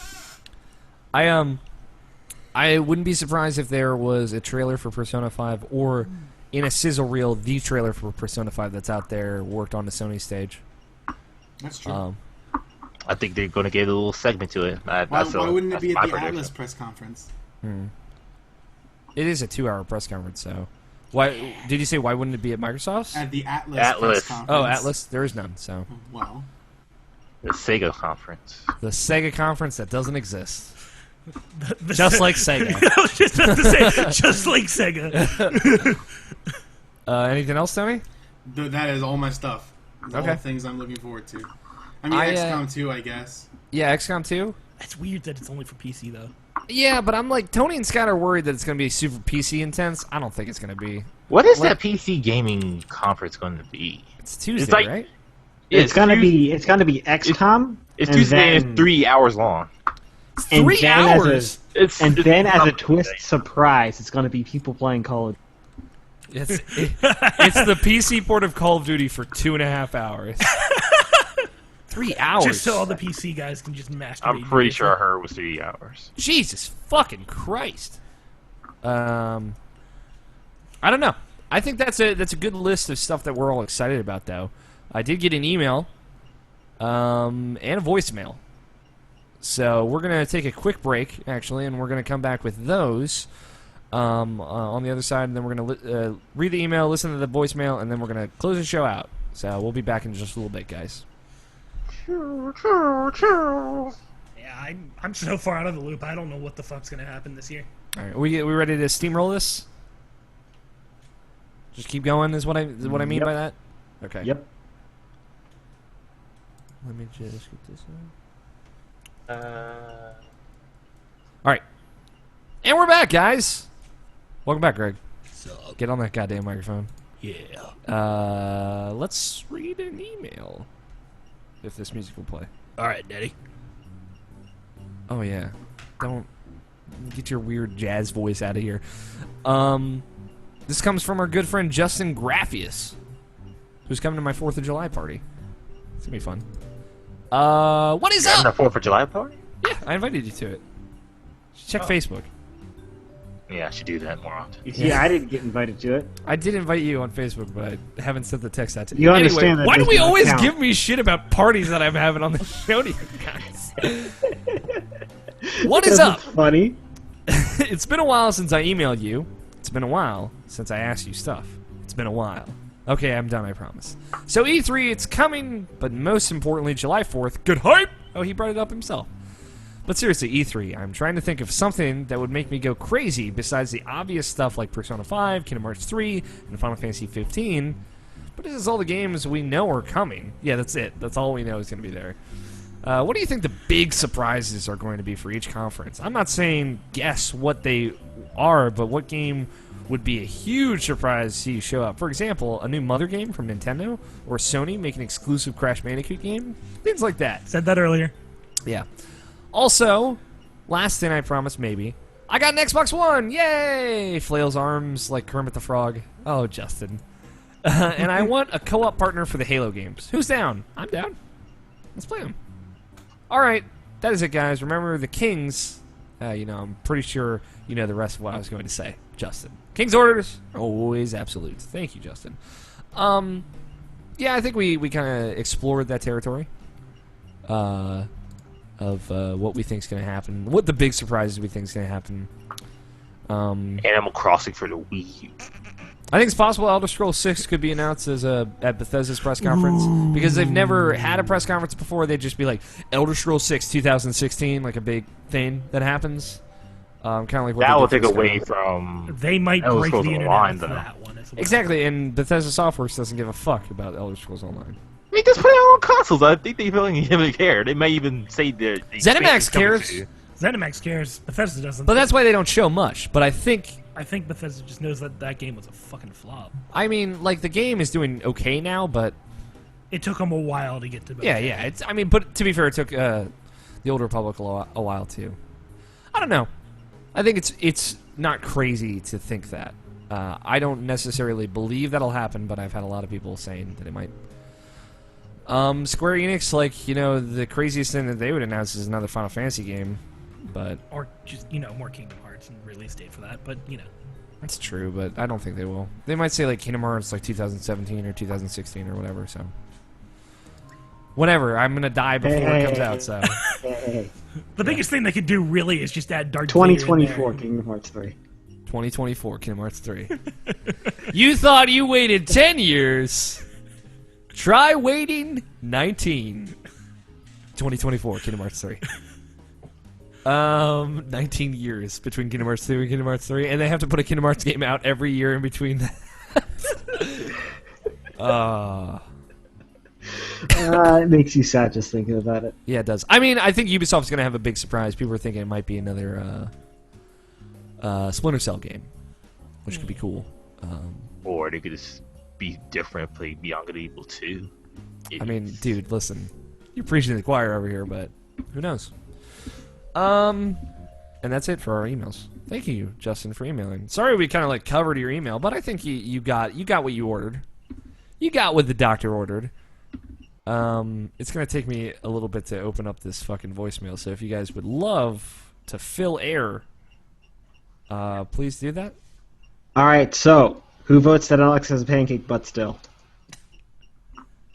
Nobody? Nobody. All right, just me.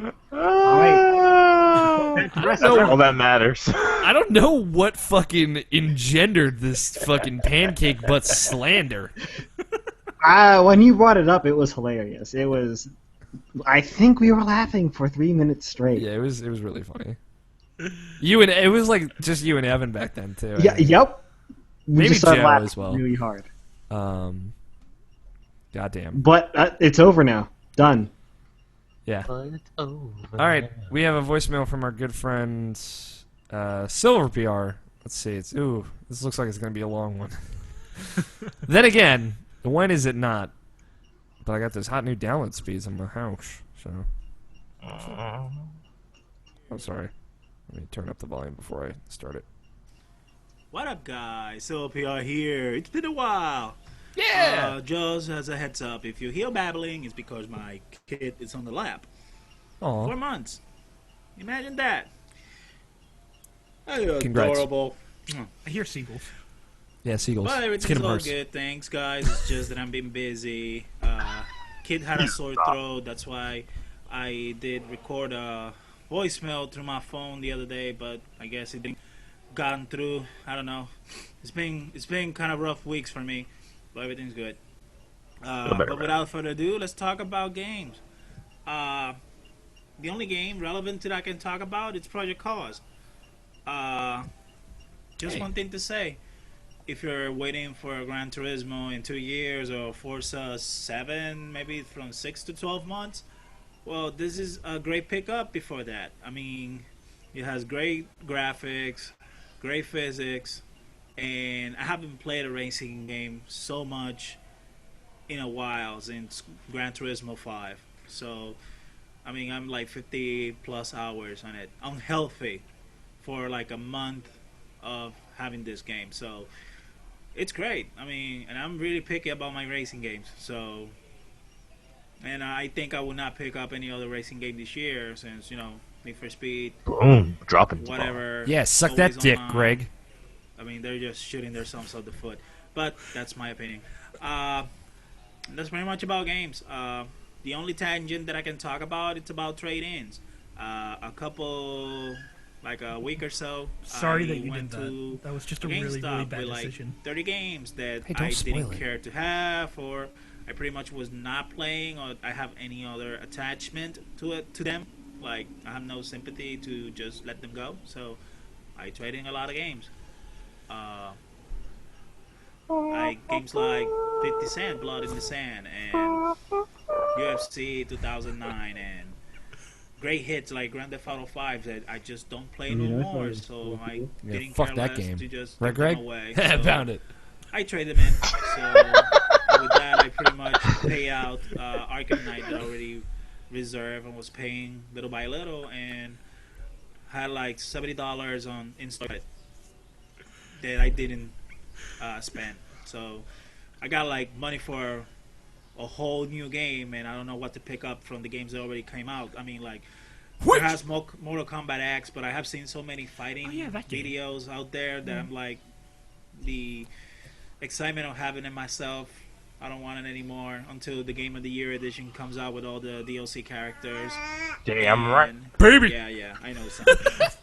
Also, Cool sound Wait, effect. 3, but Like, you know, what? basically, I mean, the game came out like on PC before.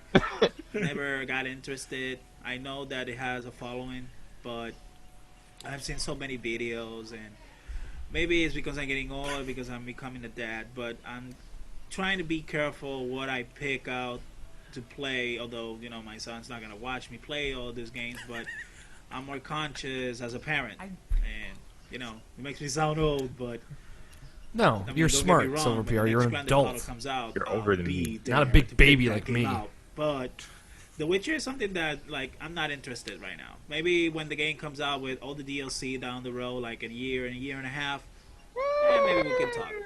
But I'm interested more in the games that are coming really this good. fall, like Rainbow Six. I'm glad I'm part of the conversation. Siege, or Rainbow Six. I don't know what else is coming out. I mean, like, that's the only game that I have on my mind right now. So, yeah, E3 will be interesting. Everybody's or gone to the Rapture. It would have comes out in been August. interesting by the time you guys Super record excited. this episode. Here we unfolded. But that's September pretty 8th. much about me. $40. No predictions this year because I'm being busy. My son had a cough a couple days ago that I could have recorded that, but the timing was wrong. So my apologies if anybody was looking forward for that. That would be like none, Aw. right? Nobody loves me. I love you. Just kidding. I was kind Yeah, of looking but forward before to I it. go, too. I'll I'm give you looking guys a forward. question. I mean, perhaps, E3 passed out, Tell 'em, already Scott. passed. Announcement came out. So my question to you guys is, like, what would it be your fantasy announcement? It's like something that you would love to hear, but you haven't heard in E3 yet. Like a announcement of a game or something. The world ends with you too. Console. I don't know. Your dream announcement. If you ask me, I would love to be an announcement about an Aki game. You know Aki games, those guys from Japan that do crazy No awesome mercy. wrestling games back in the day, in the PS2 and the N64 era, and just make some WrestleMania new wrestling 2000. games. I don't care if it's from New Japan Wrestling or whatnot. I remember then for Death Jam Vendetta, the first one, and it was an awesome wrestling game, even though with all the hip hop undertones and stuff. Yeah! I wish I would play that game right now. Anyway, that'll be all, guys. Have a fun one. SoPR signing out. You have a fun one as well, good sir. My dream announcement, as I said, is Banjo-Kazooie reboot for Xbox Yeah, One. you got it already. Ukulele. Listen, I'm excited about Ukulele as much as the next guy.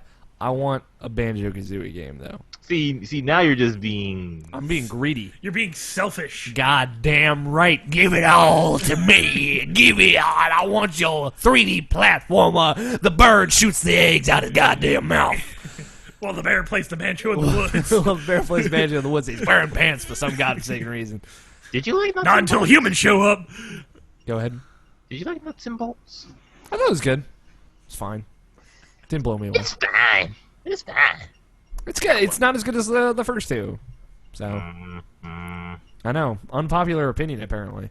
No, that is the popular opinion. Just everybody else is no. It's not a Banjo-Kazooie game, but it's. I like the way they use the characters. It's really pretty, but I'm not like much of like a build a car and then use it kind of guy. Like that's never been my thing. So, Greg, dream announcement: Battlefield Bad Company 3. That would be one of them, but I have a bigger one. SOCOM 5. Yeah. SOCOM 5. Sony actually decides to hire a company that's confident enough to retake SOCOM. That'd be fucking crazy. That would be. That would be crazy. Yeah, I would. That would be. Yep. I'd be done. Evan, do you have a dream announcement? I don't know if you were paying attention at all since you're sitting over there on your phone, because it's clearly more important to you than my friendship. So. I would like to see Battlefield Bad Company 3. Yeah. That's it. I'm with you on that one too. Tony? LA Noir 2. LA Noir 2. Rock Band 5. Right, Tony? Yeah. No, seriously. What you got? Rock Band 5. Other than Rock Band 5. Best Star 2. Hero Love. That's 2. Right, Selfish actually isn't crazy anymore. well, All right, we're going with LA Noire 2 for Tony. Can you agree to that, Tony? I don't think so. Okay. All right, then pick something else. Yeah, for real. What you want to say? Fez 2. Fez 2?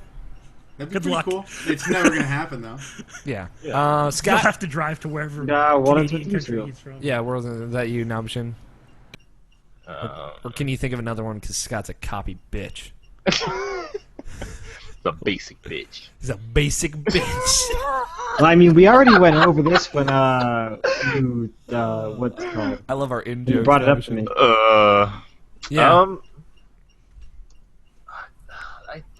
Maybe a service draft too. I don't know. No, that'd be fucking awesome. I like the end of that game. That DLC content was great too. Dude, I love watching you play that. You should play that game, man. Although you did get a pretty good experience watching me play it. That's a magical fucking game. No more Heroes 3. That's it. Okay. Definitely. That's a good one. Yeah. Dragon's Dogma 2. Dragon's Dogma Online coming to the West. Oh yeah, that's right. I'd play that with you. We'd have super funds. It would look like shit the whole time. I'm just kidding. All right, well, that's it. I hope that answered your question, Silver PR, and thank you for sending us a voicemail.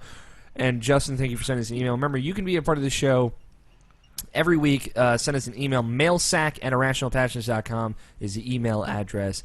And you can leave us a voicemail at 404-590-1337. It's like Glee. Because it is! Damn it. Standard long distance fees do apply. Other ways to get a hold of us, best way is, of course, through Twitter. I'm at AlFighter27. Evan is at Sticker Glue. Hey, that's me. Scott is at WhatTechChuz, which is WTTEHCHUZ.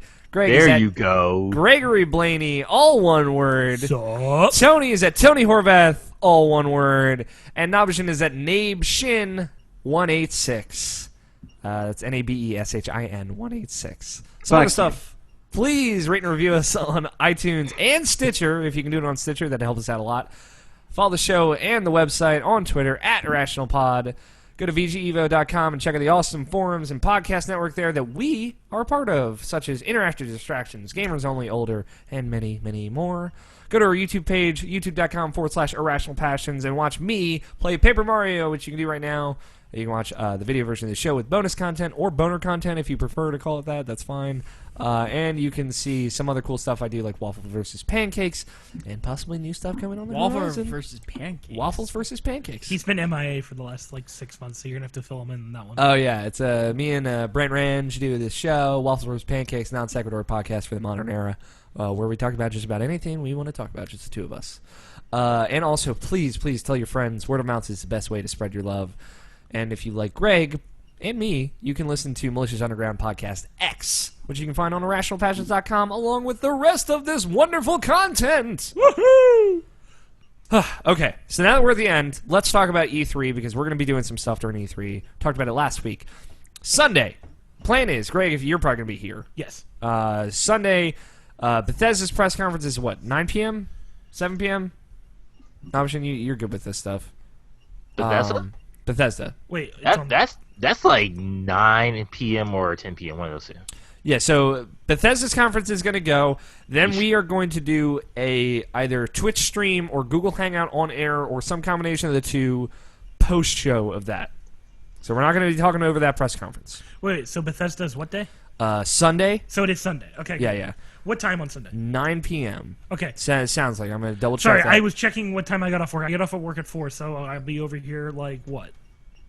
5:30 or whatever. That works for you? Okay. Yeah. Cool. Bethesda is at 10 p.m. Eastern, 7 p.m. Pacific. So we are going to be doing a post-show after that. That's 1 hour, it sounds like, where we're going to stream a little bit after that. So it's going to be at around 11:05 p.m. Eastern time. Twitch.tv/IrrationalPassions, which is where you can get the rest of all this content that I'm about to tell you about. Monday. E3 press conference day. Microsoft starts at 12 p.m. Eastern. We are going to start before then in a perfect world.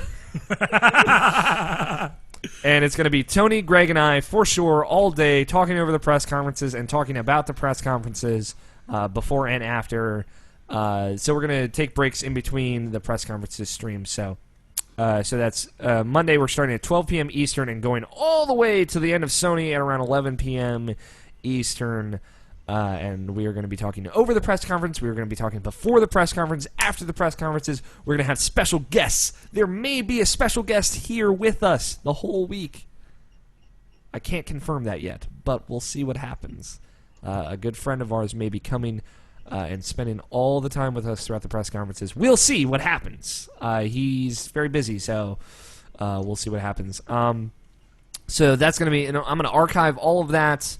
And I'm going to take little snapshots of the best moments of our reactions, of course.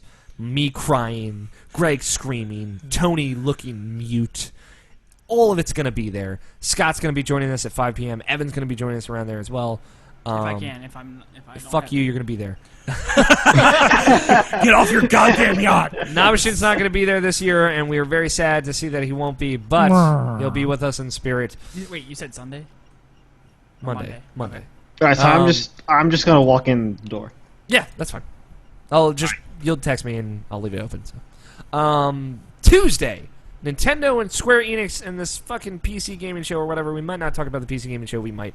We're going to be doing some kind of post show after that. Okay, so after Nintendo, after Square Enix, I'm going to get these chuckle fucks together and we're going to talk about it. And again, Nabashin will not be present, but we'll see who gets together for that. We'll see. So Nintendo is at 12 p.m. Eastern, and Square Enix is at 1 p.m. Eastern. Those are each going to be an hour. So we'll see what happens for that. But Monday is the big day. Twitch.tv/IrrationalPassions. And hopefully this goes up before Monday. So that's it. That's all of our E3 content. That's the show. Thank you so much for listening. We love you guys so much. Thank you, Greg. Thank you, Evan. Thank you, Tony. Thank you, Scott. And thank you, Nabashin, for joining me this evening. Thank you to our wonderful musical interludes from Danny Wiesner. Danny and Tori, two-player co-op is the name of the band. And don't forget to go to dannywiesner.bandcamp.com and buy Beggars and Sailors. That's where our music break came from. I've been your host, Alex O'Neill. Play your games. Stay rational. We will talk to you guys after E3. Woohoo! Titties. Bitches and hoes. Titles. Tony! So the titles. The cookies expired. Reunited and it feels so meh. All Day for You is 8 to 8. Irrational Passionitos. Everything is Bigger in Texas. That was a good Quack. one. Quack. Piff the Magic Dragon. Alex's Pancake Butt. Filthy Casuals. Or Causals. Or Causals. The Jing Jangler. Oil. Alex is an angry dad. Conception, Inception Noise. Eat a Dick Trophy / Achievement. And the Werewolf Producer. I'm getting a message from our producer. He says he likes the last one. I think we should eliminate the last one. Okay. Well, he doesn't like that, but I mean, what is he gonna do? He's the producer. Yeah, you can't do shit. I don't know. I'm a bit of a fan of the last one too. What do you like, Nobshin? I'm gonna with the last one. That or yeah, that's fine. I like filthy casuals. Sounds like we got there. I like the last one. The last one. Scenes Last of we Us. are at in. I am The Last of Us. Evan, can you say the episode number? It's 231. I keep saying 231? 131. I'll say the 231? episode. 231. All right, Jesus. This is Irrational Passions episode 231. It's our werewolf producer. Now, Greg, you got nothing to add to that? No. No, it was just perfect. Werewolf of London. Thank you to our Well, you video see, viewers. I thought you had a plan with that, having you say it, but you didn't. And you let me down I know. I always because let you I guys would know. have I would have volunteered to say the second part, so you Anytime could say did that, I this thought just of, in. Idolmaster. I don't know. We can redo it if you want. Fucking, you got something for a third part? Yeah. All right. All right, Evan, do it again. This is unprecedented. This is the first time this has ever been happened. Scott, One we'll second. Let me go ahead and pull up that doc because I don't actually have it open. it's just the werewolf producer. That's all you got to know. Yes, but you understand what happens when I don't read it. It's very true. Yeah, it takes like 12 tries. All right, I'm good. 231. This is Irrational Passions episode 231. The werewolf producer. This just in from our production studio. The producer loves that title. There you go. Stop recording. Video viewers, thank you for watching. I love you guys.